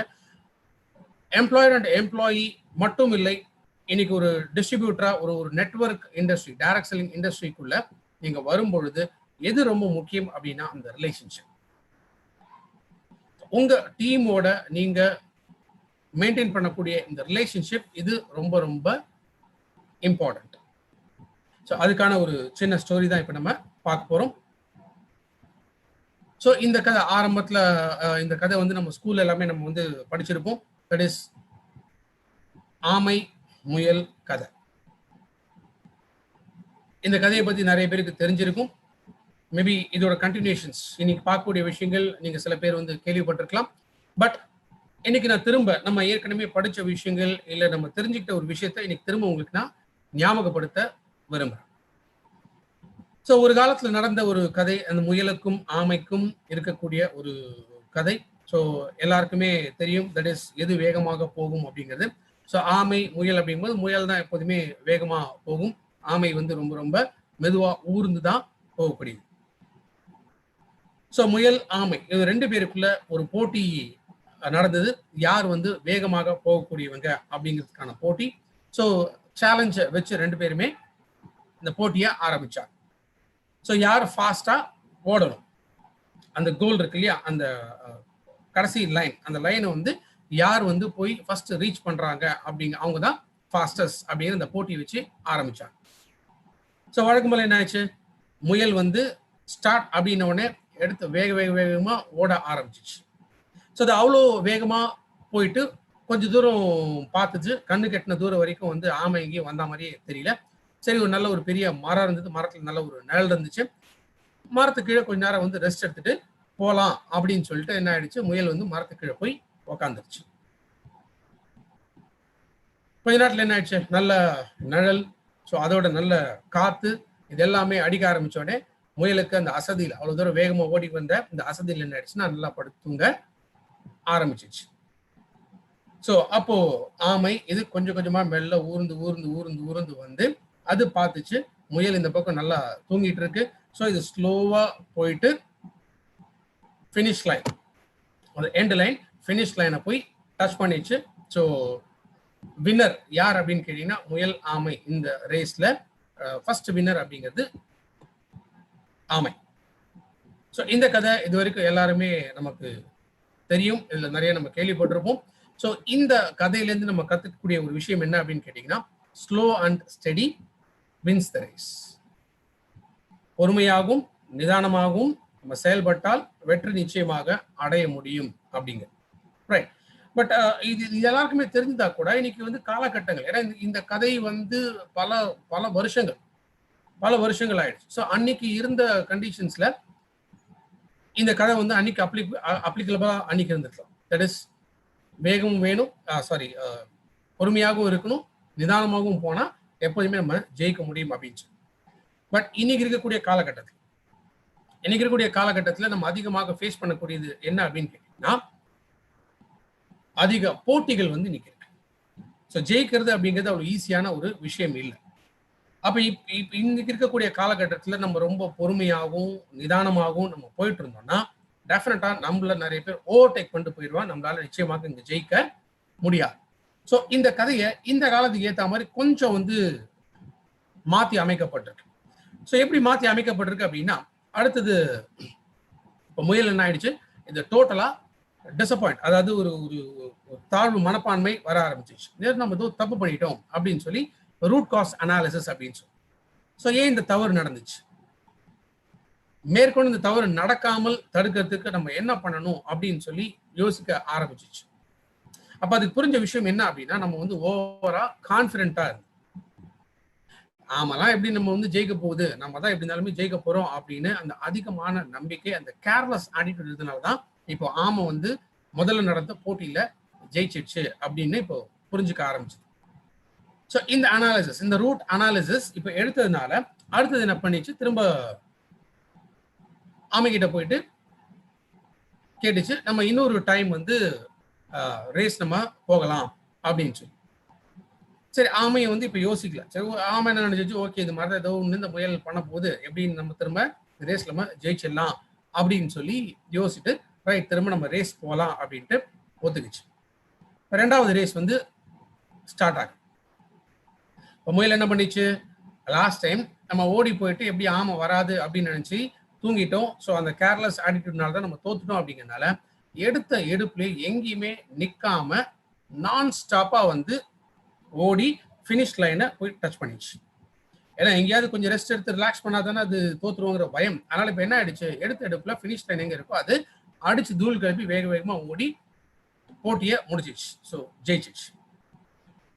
அப்ப இதுல நம்ம கத்துக்கூடிய ஒரு பாடம் என்ன அப்படின்னு கேட்டீங்கன்னா, fast and consistent will always beat the slow and steady.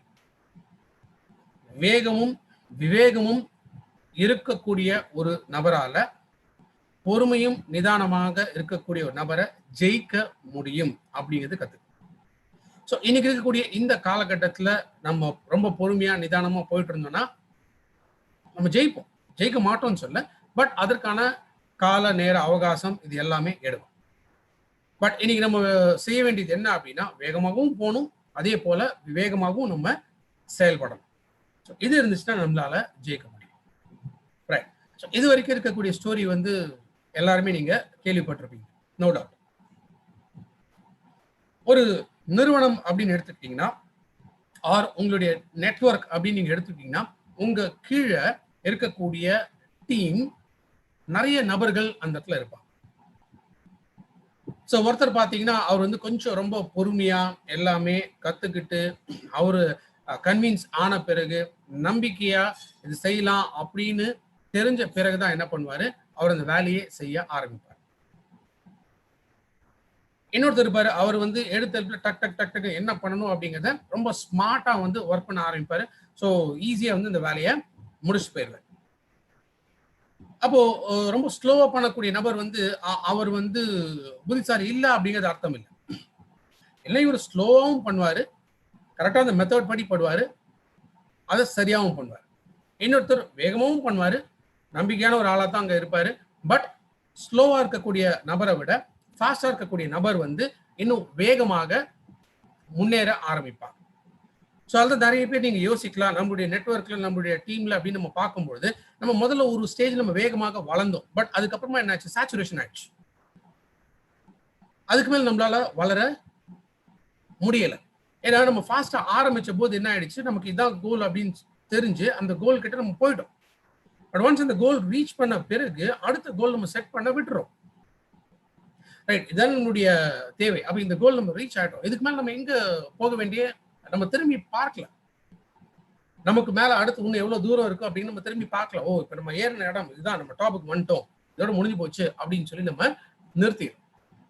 ஏன்னா ஒன்ஸ் ஒரு லீடர் அப்படிங்கிற ஒரு பொசிஷன், எஸ்பெஷலி நீங்க ஒரு கிரவுண்ட் டைரக்டர் ஆகும்போது தான் உண்மையான ஒரு லீடர்ஷிப். பிகாஸ் அந்த கிரவுண்ட் டைரக்டர் பொசிஷன்ல உங்க டீமை வழி நடத்தக்கூடிய தகுதி உங்களுக்கு முழுமையாக கிடைச்சது. ஸோ உங்க டீமுக்காக என்னென்னலாம் நீங்க செய்யணும், நீங்க பிளான் பண்ணி செய்ய முடியும், ட்ரைனிங்ஸ் கொடுக்க முடியும், எப்படி ஒர்க் பண்ணணும் நீங்க கத்துக்க முடியும், எப்படி ஹோம் மீட்டிங்ஸ் பண்ணணும் அப்படின்னு நீங்க கத்துக் கொடுக்க முடியும். ஸோ நிறைய விஷயங்கள், எப்படி பிசினஸ் பண்ணணும், ஒரு ப்ராஸ்பெக்டை பார்த்தா அவங்க கிட்ட எது முதல்ல பேசணும், எது ரெண்டாவது பேசணும், எப்படி வந்து அவங்களை சக்சஸ்ஃபுல்லாக கன்வெர்ட் பண்ண முடியும். ஸோ இது மாதிரி நிறைய விஷயங்கள் நீங்க மாஸ்டர் ஆயிடுறீங்க. ஸோ இது தரோ நாலேஜ், இது எடுத்து எடுத்து எடுத்து எடுத்து தான் இந்த இடத்துல இது நீங்க கம்ப்ளீட் பண்ண முடியும். ஸோ பொறுமையாக நிதானமாக போறது நல்லதுதான். பட் இன்னைக்கு லைஃப்ல நம்ம சேலஞ்சஸ் ஓவர் கம் பண்ணி நம்ம அச்சீவ் பண்ணும் அப்படின்னா வேகமும் விவேகமும் நிச்சயமாக தேவைப்படும். அதனால சொல்றோம், கிரவுண்ட் டைரக்டர் முடிக்கணுமா, ஒரு வருஷம் பிளான் பண்ணுங்க, ஸ்ட்ராட்டஜிக்கா பிளான் பண்ணீங்க அப்படின்னா டெஃபினட்டா 1 இயர்ல கிரவுண்ட் டைரக்டர் 1 லட்சம் ரூபாய் வருமானம் சம்பாதிக்க முடியும். அது எப்படி பண்ண முடியும், இன்ஃபேக்ட் முன்னாடி நாங்கள் நிறைய கன்சிஸ்டன்சி ஆஃபர் பிளான்ல வந்து ஏற்கனவே நானும் பிரவீன் 2 பேருமே வந்து எங்களோட ட்ரைனிங்ஸ்ல அது முழுக்க முழுக்க நாங்கள் எஜுகேட் பண்ணிட்டு இருக்கோம்.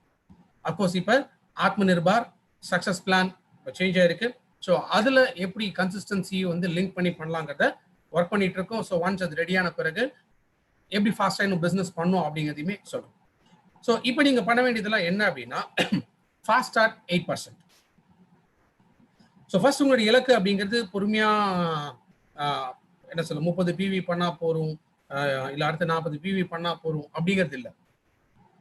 எவ்வளோக்கு எவ்வளோ ஃபாஸ்ட் ஸ்டார்ட் 8% நீங்க முதல்ல கொண்டு வரீங்க, அது ரொம்ப இம்பார்ட்டன்ட். அடுத்து எவ்வளோக்கு எவ்வளோ நீங்க ஃபாஸ்ட் ஸ்டார்ட் டைரக்டர்ஸ் நீங்க மூவ் பண்றீங்க, அது ரொம்ப ரொம்ப இம்பார்ட்டன்ட். பிகாஸ் இப்போ என்ன ஆயிடுச்சு, 4500 பிவி ஆல்மோஸ்ட் பாதிக்கு பாதி நீங்க பண்ணும்போதே ஃபாஸ்ட் ஸ்டார்ட் பிரான்ஸ் டைரக்டர் முடிக்க முடியும். ஸோ அப்போ பொறுமையா ஒரு லெவலா 5, 8, 10, 11 அப்படிங்கிற மாதிரி போகாம இப்போ நீங்க என்ன பண்ணுங்க, ஸ்ட்ரைட்டா 1, 8லேருந்து ஸ்ட்ரைட்டா அடுத்தது 11. ஸோ அப்போ அந்த வேகம் அண்ட் விவேகம், ஏன்னா இங்க ப்ராடக்ட்ஸ் டம்ப் பண்ணக்கூடாது. நீங்க பண்ண வேண்டியது என்ன அப்படின்னா, கரெக்டா டீமை செட் பண்ணும். ஸோ டீம்ல நிறைய பேருக்கு இது புரிய வச்சு அவங்கள பிசினஸ் பண்ண வைக்கணும். அதுலேருந்து தான் நம்ம சக்சஸ் அடைய முடியும். ரைட்.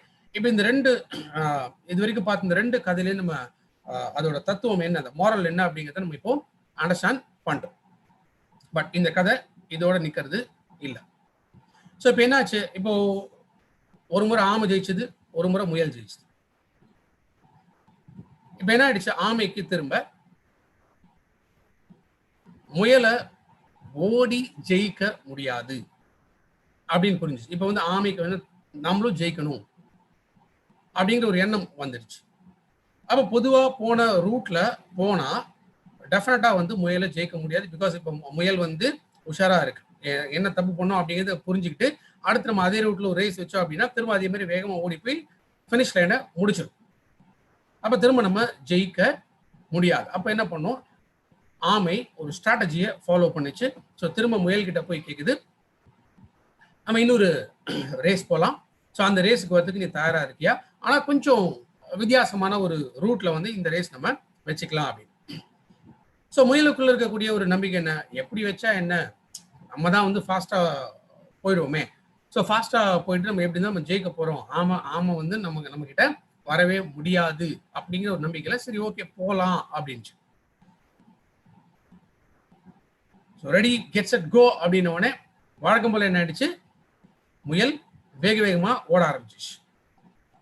ஸோ இதுவும் தான் தான் ஜெயிக்கணும் அப்படின்னு சொல்லி ரொம்ப ஃபாஸ்டா போயிடுச்சு. பட் ஒரு ஸ்டேஜ் வேகமா ஓடின பிறகு என்ன ஆயிடுச்சுன்னா அந்த முயலால போக முடியல. ஏன் அப்படின்னா நடுவில் ஒரு நதி, ஒரு ரிவர் வந்து நடுவில் கிராஸ் ஆகுது. ஸோ இந்த ரிவரை கிராஸ் பண்ணி அந்த பக்கம் போனா தான் ஃபினிஷ் லைனை டச் பண்ண முடியும். என்ன ஆயிடும், இப்போ முயல் வந்து தண்ணிக்குள்ள இறங்கிச்சுன்னா தண்ணிக்குள்ள மூழ்கி போயிடும். ஸோ அதுக்கு நீச்சல் தெரியாது.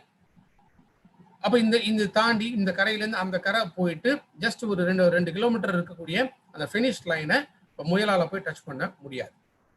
இப்போ முயல் என்ன பண்றதுன்னு யோசிச்சு இந்த கரை பக்கமே இந்த இடத்துல ஒதுங்கி நின்றுட்டு இருக்கு. இந்த நேரம் ஆமை என்ன பண்ணிச்சு, அழகா அது பொறுமையா தவழ்ந்து வந்து தண்ணிக்குள்ள இறங்கி நீச்சல் அடிச்சு கரைக்கு அந்த பக்கம் போச்சு. ஸோ திரும்ப மேலே ஏறிச்சு, அது பொறுமையா போயிட்டு ஃபினிஷ் லைனை டச் பண்ணிச்சு. ஸோ இப்போ யோசிச்சு பாருங்க, வேற ரூட்டை மாத்தி போகும் பொழுது இப்போ ஆமையினால ஜெயிக்க முடிஞ்சது. நம்மள ஜெயிக்கவே முடியாது அப்படின்னு முயல் நினைச்சிட்டு இருந்த இடத்துல அந்த முயலுமே ஜெயிக்க முடியும் அப்படிங்கிறத ஆமை வந்து இங்க ப்ரூவ் பண்ணிடுச்சு. ஸோ இதுல இருந்து நம்ம கத்துக்கூடிய விஷயம் என்ன அப்படின்னா, நம்மளுடைய திறமை, நம்மளுடைய தனித்துவம், நம்மளுடைய திறமை என்ன, இதை முதல்ல நம்ம புரிஞ்சுக்கணும். ஸோ நம்மளுடைய analysis, self analysis. So Praveen எப்போதுமே விஎல்சியில முக்கியமா சொல்லுவாரு ரிவ்யூ. இந்த ரிவ்யூ ரொம்ப ரொம்ப இம்பார்ட்டன்ட். அப்ப நம்மளுடைய தனித்திறமை என்ன, நம்ம போற ட்ராக் கரெக்டா தான் இருக்கா, நம்ம பிளைண்டா ஏதோ ஒன்று சொல்றாங்க அப்படின்னு நம்ம ஃபாலோ பண்ணி போகக்கூடாது.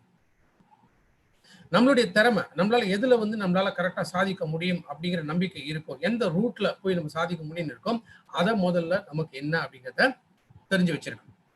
ஏன்னா ஒரு டீம்ல அப்படின்னு பார்க்கும்போது உங்க கீழே எத்தனை விதமான டவுன்லைன்ஸ் இருப்பாங்க. ஸோ எல்லா டவுன்லைன்ஸுமே வந்து ஃபுல்லா வந்து ஒரு நெட்வொர்க் லீடரா எமர்ஜ் ஆக மாட்டாங்க. சில பேர் மட்டும்தான் அவங்க லீடர்ஸா வருவாங்க. சில பேர் வந்து கன்சியூமர்ஸா இருப்பாங்க. சில பேர் வந்து ஓகே எனக்கு ஏதோ ஒரு இன்கம் வந்தா போரும், ஸோ பெரிய ஒரு ட்ரீம்லாம் இருக்காது. இது மாதிரி எல்லாம் சேர்ந்தவங்க தான் உங்க டீம்ல கண்டிப்பாக இருப்பாங்க. ஸோ அந்த மாதிரி இருக்கும்பொழுது அப்போ ஒரு லீடரா அச்சீவ் பண்ணும் அப்படின்னு நினைக்கிறவங்களோட தனித்திறமை என்ன அப்படிங்கிறத முதல்ல ஒரு லீடரா இருக்கிறவங்க கண்டுபிடிக்கும். அந்த வழியில அவங்கள வழி நடத்திட்டு போனா அந்த டீமை நம்ம சக்சஸ்ஃபுல்லாக கொண்டு வர முடியும். ஸோ அதனாலதான் உங்களோட டைமிங், உங்க ஷெட்யூல் கொடுக்குறீங்களா, உங்க ஷெட்யூல் கொடுக்கும்போது அதில் ஃபர்ஸ்ட் என்ன தேவைன்னா பிளானிங். எந்த டீமுக்கு யாருக்கு அதிக நேரம் நீங்க ஸ்பெண்ட் பண்ண போறீங்க, ஸோ ப்ரையாரிட்டி 1 2 3 4 5 அப்படின்னு சொல்லி நீங்க ப்ரையாரிட்டி 4 வாரம் இருக்குன்னா 4 வாரம் நீங்க யார் கூட ஒர்க் பண்ண போறீங்க, எந்த டீமுக்காக ஒர்க் பண்ண போறீங்க, அண்ட் அதை மெஷரபிளா இருக்கும். ஏன் மெஷரபிள் அப்படின்னா நீங்க போடக்கூடிய எஃபர்ட்ஸ்க்கு ரிசல்ட்ஸ் வருதா. ஃபர்ஸ்ட் வீக் இவ்வளோ பிவி நடக்கும், இந்த பிவி நடந்துட்டு இருக்கா, இந்த பிவி நடக்கிற அளவுக்கு ஃபீல்டு ஒர்க்குள்ள போயிருக்கீங்களா. செகண்ட் வீக் இந்த பிவி வந்து அச்சீவ் ஆகியிருக்கு, இந்த ட்ராக்கர் போட்டு கரெக்டாக நம்ம வந்து செக் பண்ணிட்டு அதுக்கேற்ற மாதிரி நம்ம ஒர்க் பண்றோமா. ஸோ இந்த ரிவ்யூ, இந்த அனாலிசிஸ் இது இருந்துச்சுன்னா தான் நம்மளுடைய அந்த தனித்திறமை, கோர் கம்பிட்டன்சி அப்படின்னு சொல்றீங்களா, நம்மளுடைய முக்கியமாக நம்மளுடைய திறமைகள், ஸோ இதை வெளிக்கொணர்ந்து நம்ம ஒர்க் பண்ண ஆரம்பிக்கும் போது தான் இந்த ரிசல்ட்ஸை நம்ம அச்சீவ் பண்ண முடியும். அதனால தான் ஸ்ட்ராட்டஜைஸ் பண்ணும். ஸோ யார் கூட அதிக நேரம் ஸ்பெண்ட் பண்ணும், யார்கிட்ட இருந்து அதிக ரிசல்ட்ஸ் நம்ம கொண்டு வர முடியும், யார்கிட்ட கொடுத்தா அதை வேகமாக செய்வாங்க, யார்கிட்ட கொடுத்தா அது மற்றவங்களுக்கு ஒரு மோட்டிவேஷனா மாறும். ஸோ அதுல இருந்து எத்தனை பேர் இந்த பிசினஸ்ல சக்சஸ்ஃபுல்லாக வர முடியும். ஸோ இத்தனை விஷயங்கள் இது எல்லாமே இதுக்குள்ள அடங்கிது. ரைட். ஒரு ஒரு டீம்ல அப்படின்னு நம்ம பார்க்கும்போது சில பேர், இன்ஃபேக்ட் என்னோட ஆயுர்வேதா அந்த சப்ஜெக்ட்ல வந்து நான் பேசியிருக்கேன். 3 விதமான தோஷங்கள்ல தான் நம்மளுடைய குணாதிசயங்கள் இருக்கும் அப்படின்னு சொல்லியிருக்கேன். வாதம், பித்தம், கபம் அப்படிங்கிறது. அப்கோர்ஸ் இந்த சீரீஸ்ல திரும்ப அந்த ஆயுர்வேதா சப்ஜெக்ட் நான் எடுப்பேன். அப்போ ஒவ்வொருத்தருக்கும் ஒரு விதமான தனித்துவம் இருக்குது.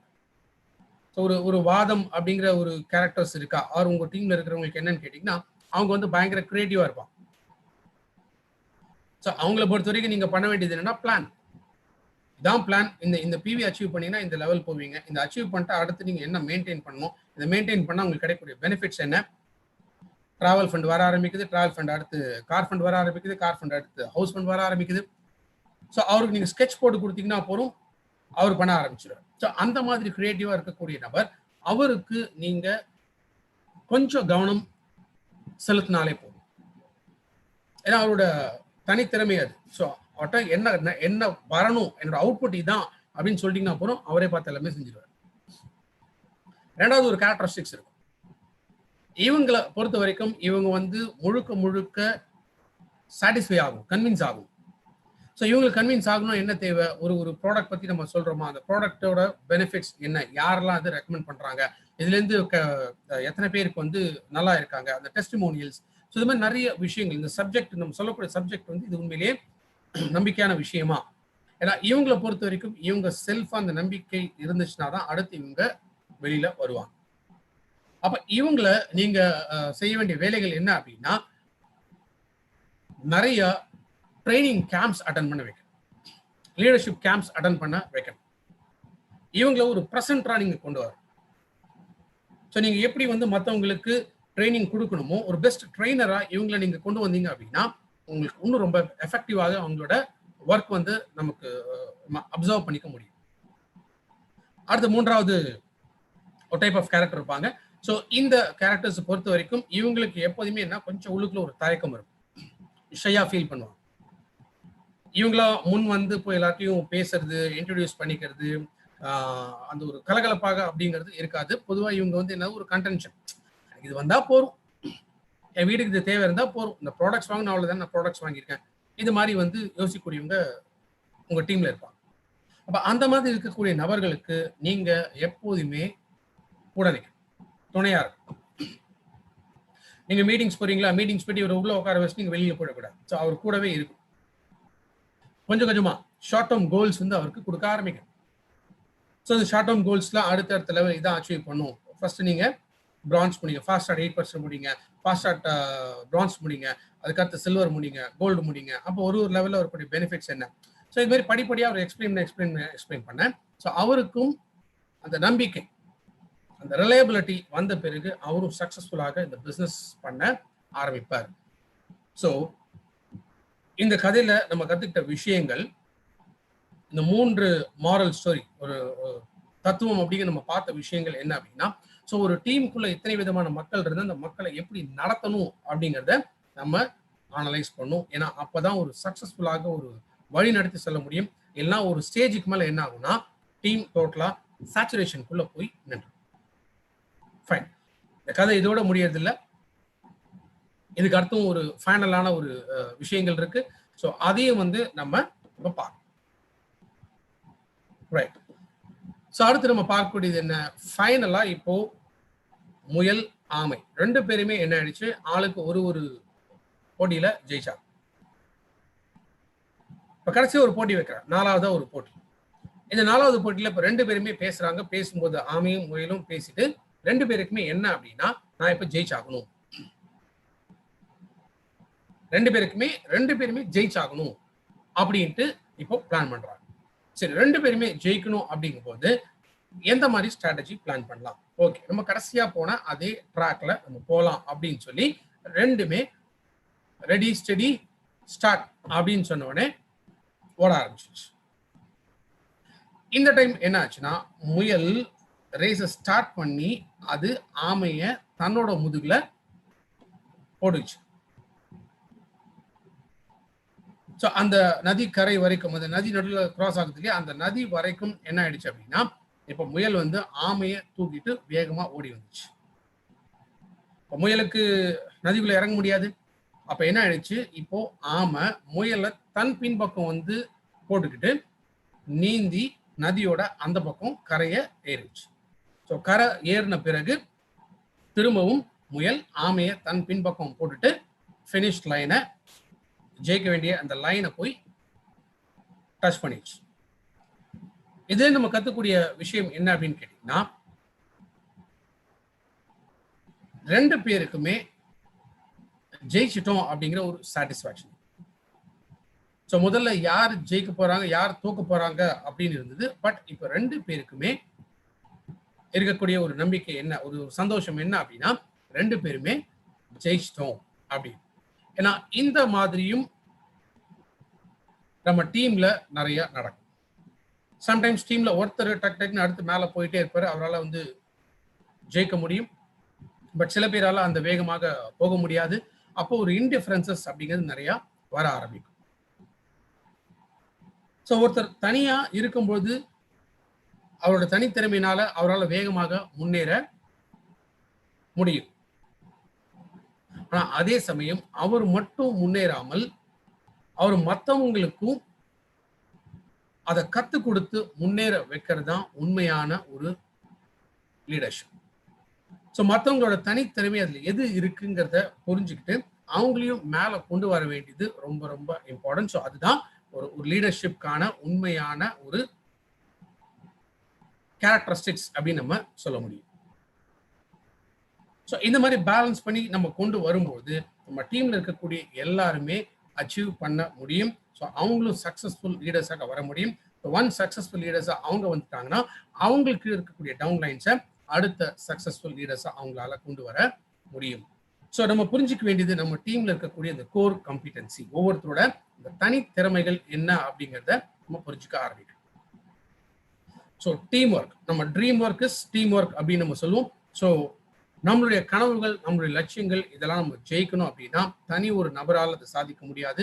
ஒரு குழுவாக சேர்ந்து ஒர்க் பண்ணும்போது தான் இதை நம்ம சாதிக்க முடியும். ஸோ ஓனர்ஷிப் எடுங்க, ஓனர்ஷிப் எடுங்க. ஸோ உங்க டீமை ஜெயிக்க வைக்கிறது உங்க கையில தான் இருக்கு. அதுதான் உண்மையான ஒரு trait of a leader. So இதுல இருந்து இன்னும் சில கதைகள், மாரல் லெசன்ஸ் வந்து நம்ம வந்து கத்துக்க வேண்டியது இருக்கு. ஃபர்ஸ்ட் திங், முயலும் சரி எப்படி ஜெயிக்கலாம் அப்படின்னு தான் யோசிச்சு. ஃபர்ஸ்ட் முயல் தோத்தவனே நினைச்சது அடுத்து நம்ம இன்னும் கொஞ்சம் எஃபர்ட்டை போடணும். ஸோ இந்த எஃபர்ட்டை போட்டு நம்ம எப்படி ஜெயிக்கலாம் அப்படிங்கிறத முதல்ல பார்க்க ஆரம்பிச்சது.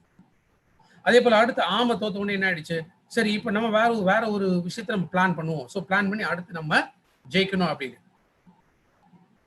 ஏன்னா நம்ம நிறைய கேள்விப்படுறோம், எவ்வளோக்கு எவ்வளோ நம்ம தோக்குறோமோ அவ்வளோக்கு எவ்வளோ நம்ம நிறைய விஷயங்கள் கத்துக்கும் பொழுது திரும்ப நம்ம வேகமாக பவுன்ஸ் ஆக முடியும். ஸோ சக்சஸ்ஃபுல்லாக நம்மளால பவுன்ஸ் ஆக முடியும். ரெண்டாவது, இதுல நம்ம கத்துக்கூடிய விஷயம், ஆமை என்ன பண்ணுச்சு, அதை ஜெயிக்கணும் அப்படிங்கும்போது திரும்ப ஸ்ட்ராட்டஜியை மாத்துச்சு. ஸோ இப்போ நதியை தாண்ட முடியாதுன்னு தெரியும். ஸோ நதியை தாண்ட முடியாது அப்படிங்கும்போது இப்போ அந்த ட்ராக்கு, அந்த ஸ்ட்ராட்டஜியை மாற்ற ஆரம்பிக்கும் போது என்ன ஆயிடுச்சு, இப்போ ஆமையும் ஜெயிக்க ஆரம்பிச்சிச்சு. அப்ப நம்ம ஜெயிக்கணும் அப்படிங்கும்போது நம்ம தோத்துட்டோமே அப்படின்னு சோர்ந்து போய் இருக்காம அதுல இருந்து வேற என்ன ஸ்ட்ராட்டஜி போட்டா நம்ம திரும்ப ஜெயிக்க முடியும் அப்படிங்கிற எஃபர்ட், இதுதான் நம்ம ஒர்க் பண்ண ஆரம்பிக்கணும்.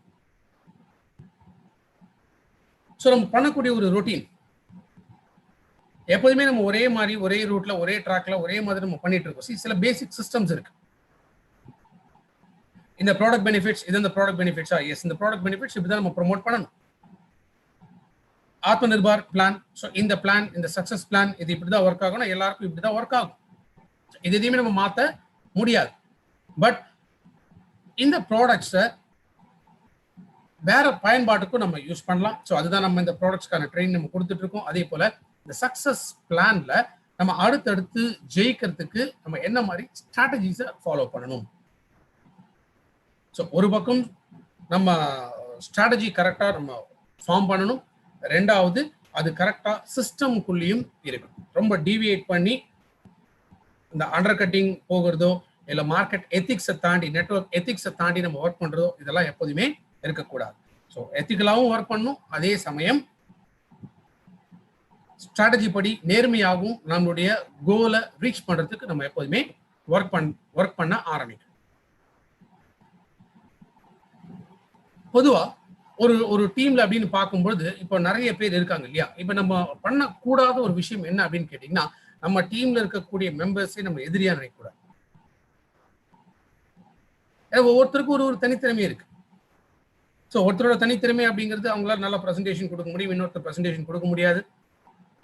ஒருத்தரால் நிறைய பேர் பார்த்து பேசி கன்வின்ஸ் பண்ணி அவங்களால ப்ராடக்டை வாங்க வைக்க முடியும், சில பேரால் அதால் பண்ண முடியாது. அப்போ நம்ம டீம்ல இருக்கக்கூடிய ஒருத்தரால பிவி ஃபாஸ்டா ஜென்ரேட் பண்ண முடியும், ஸோ இன்னொருத்தரால் பிவி ஃபாஸ்டா ஜென்ரேட் பண்ண முடியாது. அப்படி இருக்கும்போது இவங்களையே நம்ம எதிரியாக அந்த ஒரு பொறாமை குணம் கொண்டு அவங்கள நம்ம எதிரியாக பார்க்க கூடாது. ஸோ நம்ம டீமுக்குள்ள நமக்கு நாமே எதிரியாக பார்த்து எப்படி இன்னொருத்தரை கவுக்கலாம் அப்படின்ட்டு நம்ம ஒர்க் பண்ண கூடாது. ஸோ எப்போ அந்த லாஸ்ட் லெசன் நம்ம பார்த்தோமோ, ஸோ ஒருத்தருக்கு ஒருத்தர் உதவி பண்ணி தான் இந்த பிஸ்னஸ்ல, ஏன்னா இந்த டீம் ஒர்க் இருந்தால் தான் இந்த நெட்வொர்க் இண்டஸ்ட்ரி, டைரக்ட் செல்லிங் இண்டஸ்ட்ரியில நம்ம ஜெயிக்க முடியும். 1980 கொக்கோ கோலாவோட சிஇஓவா சீஃப் எக்ஸிகியூட்டிவ் ஆஃபீஸரா வந்தவர் தான் மிஸ்டர் ராபர்டோ கோய்சுட்டா. ஸோ இனிஷியலா அவர் வந்து கோக் மார்க்கெட் எடுக்கும்பொழுது கோக்கால பெருசா வந்து வியாபாரம் வந்து பண்ண முடியல.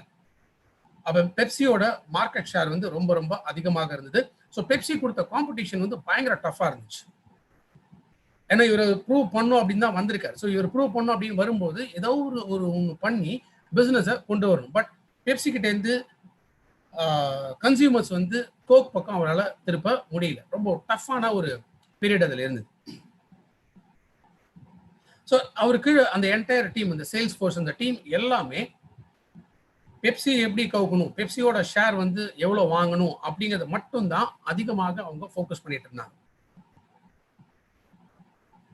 ஸோ ஜஸ்ட் 0.1% பெப்சியோட ஷேர் வந்து எடுத்தாலே போறோம், நம்மளுடைய பிஸ்னஸ், நம்மளுடைய டேர்ன் ஓவருக்கு வந்து இதை கொண்டு வர முடியும் அப்படின்னு சொல்லி நினைச்சாங்க. ஸோ அவங்க நினைச்சது என்ன அப்படின்னா, ரெண்டுமே வந்து soft drinks, aerated drinks. So இந்த ரெண்டு சாஃப்ட் ட்ரிங்க்ஸுமே இப்போ என்ன ஆயிடுச்சு, பெப்சியை மட்டுமே வந்து எதிரியா பார்க்க ஆரம்பிச்சாங்க. ஸோ ஒரே மார்க்கெட்ல ரெண்டு பேர் ஆப்ரேட் பண்றாங்க. ஸோ கன்சியூமர்ஸ்ங்கிறது அதே மக்கள் தான், பட் இவங்களுக்குள்ளேயே இந்த காம்படிஷன் வந்து வளர ஆரம்பிச்சது. ஸோ அப்போ இவர் ராபர்ட்டோ என்ன டிசைட் பண்ணார்னா, பெப்சியை எதிர்த்து ஃபர்ஸ்ட் போராடுறதை நிறுத்தும், ஆர் பெப்சி கிட்டே இருந்து வரக்கூடிய இந்த 0.1% growth, அந்த மார்க்கெட் ஷேர் இருக்கு இல்லையா. ஸோ இதை நோக்கி வந்து நம்ம போகக்கூடாது, நான் ஏதோ ஒரு ஸ்ட்ராட்டஜியை வந்து நம்ம ஒர்க் அவுட் பண்ணணும் அப்படின்னு சொல்லி யோசிச்சார். ஸோ அவரோட டீம் எல்லாமே கூப்பிட்டாரு, இந்த சேல்ஸ் ஃபோர்ஸ் எல்லாருமே கூப்பிட்டுட்டு அப்போ கேட்டாரு, சராசரியா ஒரு அமெரிக்கன், பிகாஸ் ஏன்னா இது அங்கே இந்த யூஎஸ் பேஸ் இல்லையா. ஸோ கேட்குறாரு, ஒரு நாளைக்கு ஒரு அமெரிக்கன் சிட்டிசனோட சராசரியாக தேவை, அதாவது ஃப்ளூயிட், ஸோ நீர் அப்படிங்கிறது, அந்த தாகம் இதுக்கு எல்லாத்துக்குமே சரி பண்ணக்கூடிய அந்த ஃப்ளூயிட் இன்டேக் வந்து எவ்வளோ இருக்கும்? 14 ounce ஒரு நாள் ஒரு தனி மனிதனோட தேவை. நம்ம பாடியை ஃப்ளூயிட்ஸ், லிக்விட் வந்து ஃபுல்ஃபில் பண்றதுக்கு 14 ounce தேவைப்படும். அதுல கோக்கோட ஷேர் என்ன? 2 ounce. ஸோ 14 ounceல 2 ounce தான் வந்து கோக்கோட மார்க்கெட் ஷேரா அந்த டைம்ல இருந்தது. ஸோ அப்போ இவர் டிசைட் பண்ணாரு, பெப்சி தான் உண்மையிலேயே அந்த காம்படிஷனா. ஸோ மீதி இருக்கக்கூடிய அந்த 12 ounce, 14 ounce ஒருத்தரோட தேவைங்கும் பொழுது 2 ounce கோக்குக்கு போகுது, மீதி 12 ounce உண்மையிலேயே பெப்சியோட மார்க்கெட்டா அப்படின்னு அனலைஸ் பண்ண ஆரம்பிச்சாங்க. ஆக்சுவலா உண்மையிலேயே பார்க்கும் பொழுது தண்ணி இருக்கலாம், டீ இருக்கலாம், காஃபி இருக்கலாம், பால் இருக்கலாம், ஃப்ரூட் ஜூசஸ் இருக்கலாம். ஸோ இது எல்லாமே சேர்ந்து தான் அந்த 12 ounce பேலன்ஸ் 12 ounceக்கு ஃபுல்ஃபில் பண்ணிடுச்சு. அப்போ உண்மையிலேயே பெப்சி இவங்களுக்கு மிகப்பெரிய ஒரு த்ரெட் அப்படிங்கிறது கிடையாது. ஸோ மக்களுக்கு தாகம் எடுக்குது, இல்லை பாடியோட இந்த ஃப்ளூயிட் வந்து பேலன்ஸ் வந்து மெயின்டைன் பண்ணும் அப்படிங்கும்போது ஏதோ ஒரு லிக்விட் ஃபார்ம்ல அவங்களுக்கு தேவைப்பட்டுச்சு. எல்லாருமே பெப்சி தான் ஃபுல்ஃபில் பண்ணும் அப்படின்னு சொல்லி பெப்சி பின்னாடி யாருமே போகல. ஸோ இவரோட புத்திசாலித்தனம் இங்கே தான் வெளிக்கொண்டு வந்தார். ஸோ என்ன பண்ணாருன்னா, ஒரு ஸ்ட்ரீட் கார்னர்ஸ்லையுமே வெண்டிங் மிஷின், இப்போ நம்ம ஏடிஎம்ல எடுக்கிற மாதிரி அங்கே என்ன இருக்கும், கோக்கோட வெண்டிங் மிஷின். நீங்கள் காசு போட்டீங்கன்னா ஆட்டோமேட்டிக்காக கோக் வந்து. இப்போ என்ன ஆயிடுச்சு, அதிகமாக மக்கள் ரீச் ஆகக்கூடிய இடத்துல இவர் வெண்டிங் மிஷின்ஸை இன்ஸ்டால் பண்ணார். அப்போ ஒரு இடத்த தேடி, இப்போ எனக்கு தாகம் எடுக்குது, இப்போ எனக்கு பெப்சி தான் நான் குடிக்கணும் அப்படின்னா நான் அந்த பெப்சி இருக்கக்கூடிய ஒரு கடை நோக்கி நான் போகணும். வேறஸ் இப்போ என்ன ஆயிடுச்சுன்னா, ஒரு ஸ்ட்ரீட் கார்னர்ஸ்லையுமே இருக்கு. அண்ட் இட்ஸ் ஏடி மிஷின் நீங்க காசு போட்டு நீங்க மட்டுக்கு கோக் எடுத்துட்டு போயிட்டே இருக்கலாம். ஸோ அந்த வெண்டிங் மிஷின்ஸ், ஸோ அந்த வெண்டிங் மிஷின்ஸ் போகும்போது என்ன ஆயிடுச்சுன்னா, இப்போ பெப்சியை விட கோக்கோட வியாபாரம் அதிகமாச்சு. ஸோ இன்னி வரைக்கும் பெப்சினால கோக்கோட ஷேரை அடிக்க முடியல. ஈவன் தோ பெப்சியும் இப்போ வெண்டிங் மிஷின்ஸ் இதெல்லாம் இன்ஸ்டால் பண்ணா கூட, பட் ஸ்டில் அந்த மார்க்கெட் ஷேரை அவங்களால பிடிக்க முடியல. ஸோ நம்ம புரிஞ்சுக்க வேண்டியது, நம்மளோட டீமுக்குள்ளேயே நம்ம போட்டியாக நினைச்சிட்டு நம்மளுடைய கவனம் முழுக்க அது மேலே தான் செலுத்தும். அதை தாண்டி இன்னைக்கு நம்மளுடைய விஷன் பெருசாக்கணும் அப்படின்னா, இதை தாண்டி எத்தனையோ வாய்ப்புகள் நமக்காக காத்துட்டு இருக்கு. ஸோ அந்த வாய்ப்புகளை நோக்கி நம்ம போக ஆரம்பிக்கும். ஸோ இதுல நம்ம கத்துக்கிட்ட பாடங்கள் கடைசியா ஒரு தடவை நம்ம சம்மரைஸ் பண்ணோம் அப்படின்னா, ஸ்லோ அண்ட் ஸ்டெடியா இருக்கலாம், பட் அதை விட இன்னைக்கு இருக்கக்கூடிய காம்படிஷன்ல நம்ம வேகமாகவும் விவேகமாகவும் இருக்க வேண்டியது ரொம்ப ரொம்ப அவசியம். ஸோ நம்மளுடைய தனித்திறமைகள் முதல்ல நம்ம அனலைஸ் பண்ணும், அதை அண்டர்ஸ்டாண்ட் பண்ணும். ஸோ அந்த தனித்திறமைகளை அண்டர்ஸ்டாண்ட் பண்ணி அதற்கேற்ற லைன்ல நம்ம போகும்பொழுது, அதற்கேற்ற ஸ்ட்ராட்டஜி நம்ம பிளான் பண்ணும்பொழுது டெஃபினட்டா நம்மளால ஜெயிக்க முடியும். ஏன்னா இந்த டைரக்ஷனிங் இண்டஸ்ட்ரியில ஒருத்தரால் ஜெயிக்க முடிஞ்சது அப்படின்னா கண்டிப்பா அதே பிளான் தான், அதே பிசினஸ் தான், அதே கம்பெனி தான், அதே ப்ராடக்ட்ஸ் தான், எல்லாமே இருக்கு. அப்போ எல்லாராலையுமே அதை ஜெயிக்க முடியும். பட் கரெக்டான ரூட்ல, கரெக்டான ட்ராக்ல, கரெக்டான ஒரு ஐடியாலஜி எப்படி நம்ம போறோமா, இதை அனலைஸ் பண்ண வேண்டியது ரொம்ப ரொம்ப இம்பார்ட்டன்ட். அதே போல ஒரு நல்ல லீடர்ஷிப் இருக்கக்கூடிய இடம் என்ன அப்படின்னா, இந்த என்டையர் ஒட்டுமொத்த டீமோட சேர்ந்து ஒர்க் பண்றது எப்போதுமே ரொம்ப ஃபாஸ்டா வெற்றிகளை கொடுக்கக்கூடிய. ஏன்னா யாருக்கு எந்த திறமைகள் இருக்கோ அந்த திறமைகளை பயன்படுத்த ஆரம்பிக்கும் போது அது மற்றவங்களுக்கும் சப்போர்ட் பண்ணக்கூடிய ஒரு விஷயமாக இருக்கும். எப்போதுமே தோல்விகளை கண்டு துவண்டு போகக்கூடாது. இந்த டைம் இது கிடைக்கலையா, நோ ப்ராப்ளம். ஸோ அடுத்த டைம் நம்ம திரும்ப அப்ரோச் பண்ணலாம். ஏன்னா மோஸ்ட்லி நிறைய பேர் பண்ணக்கூடிய விஷயம் என்ன அப்படின்னா, ஒரு தவறு அப்படின்னு என்னன்னு கேட்டீங்கன்னா, நம்ம பார்க்குற எல்லாருமே நமக்கு வந்து சைன் அப் பண்ணுவாங்க, நம்ம பார்க்குற எல்லாருமே நமக்கு 100 வியூ கொடுத்துருவாங்க அப்படின்னே தான் முதல்ல நம்ம போறோம். ஸோ மோஸ்ட்லி என்ன ஆயிடுது அப்படின்னு கேட்டீங்கன்னா, நம்ம கவனிக்கிறது, நம்ம வந்து கேட்குற நேரத்தை குறைச்சிடுறோம், பேசுற நேரத்தை அதிகமாகிடும். ஸோ எப்போ கேட்குற நேரம் அதிகமாகுதோ அப்போ மற்றவங்களோட தேவை என்ன அப்படிங்கிறது நம்ம புரிஞ்சுக்க முடியும். அதுதான் அந்த ஐடா ஸ்ட்ராட்டஜி, ஆர்ட் ஆஃப் கம்யூனிகேஷன்ல அந்த சப்ஜெக்ட்ல வந்து கொடுத்த விஷயம். ஸோ எவ்வளோக்கு எவ்வளோ நம்ம கேட்டுக்கிட்டே இருக்கோமோ அப்போ மற்றவங்களுக்காக நம்ம ஒரு ஸ்ட்ராட்டஜி கரெக்டாக ஃபார்ம் பண்ணி கொடுக்க முடியும். ஸோ பார்க்குற எல்லாருமே கண்டிப்பா சேருவாங்க, கண்டிப்பா 100 பிவி பண்ணுவாங்க அப்படின்னு போகாதீங்க. இவங்க பண்ண மாட்டாங்கன்னே நீங்க போங்க. டெஃபினட்டா அதை கன்வெர்ட் பண்ணக்கூடிய திறமை உங்ககிட்ட இருக்கு. ஸோ சூழ்நிலைகளை எதிர்த்து போராடுங்க, சூழ்நிலைக்குள்ள இருக்கக்கூடிய மக்களை எதிர்த்து போராடுங்க. உங்களுக்கு வெற்றி வரல அப்படின்னா அது எதற்கான காரணம், எந்த மாதிரி சூழ்நிலையில இருந்து உங்களால வெற்றி அடைய முடியலங்கிறது அனலைஸ் பண்ணி அதை மாற்ற பாருங்க. ஸோ நம்ம டீமுக்குள்ள இருக்கக்கூடிய நபர்களையே நம்ம எதிரியாக பார்க்க வேண்டாம். ஸோ நம்ம புரிஞ்சுக்க வேண்டியது be strategic. So be strategic அப்படிங்கும்பொழுது நம்ம ஒரு ஸ்கெட்ச் முதல்ல ப்ராப்பரா போட்டு வைக்கணும். அதனால அந்த 7 கோர் ஸ்டெப்ஸ் பிரவீன் விஎல்சில சொல்றாரு இல்லையா, அந்த ஃபர்ஸ்ட் நம்ம அடாப்ட் பண்ண வேண்டிய விஷயமே அந்த 7 கோர் ஸ்டெப்ஸ். ஸோ அந்த 7 கோர் ஸ்டெப்ஸ் என்னைக்குமே மாறாது. அதுதான் நெட்வொர்க் மார்க்கெட்டிங்கோட பேசிக் பிரின்சிபல்ஸ். இந்த 16 வருஷம் நீங்க வெஸ்டீஜ் சக்சஸ்ஃபுல்லா இருக்கிறதுக்கு முக்கியமான காரணம் இந்த பிரின்சிபல்ஸ். பட் அதுல உங்களுடைய தனித்துவம் எப்படி வேணாலும் இங்க கொண்டு போகலாம். ப்ராடக்ட்ஸ் நீங்க தான் கன்சியூம் பண்றீங்க, அந்த பெனிஃபிட்ஸ் நீங்க தான் ஷேர் பண்ண போறீங்க.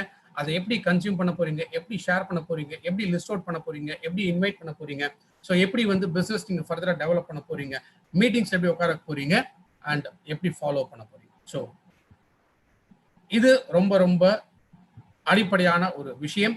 ஸோ இது எல்லாமே நம்ம வெற்றிகரமாக முடிக்கணும் அப்படிங்கும்போது ஸ்ட்ராட்டஜிக்கா ஒர்க் பண்ணும்போது டெஃபினட்டா வெற்றிகளை அடைய முடியும்.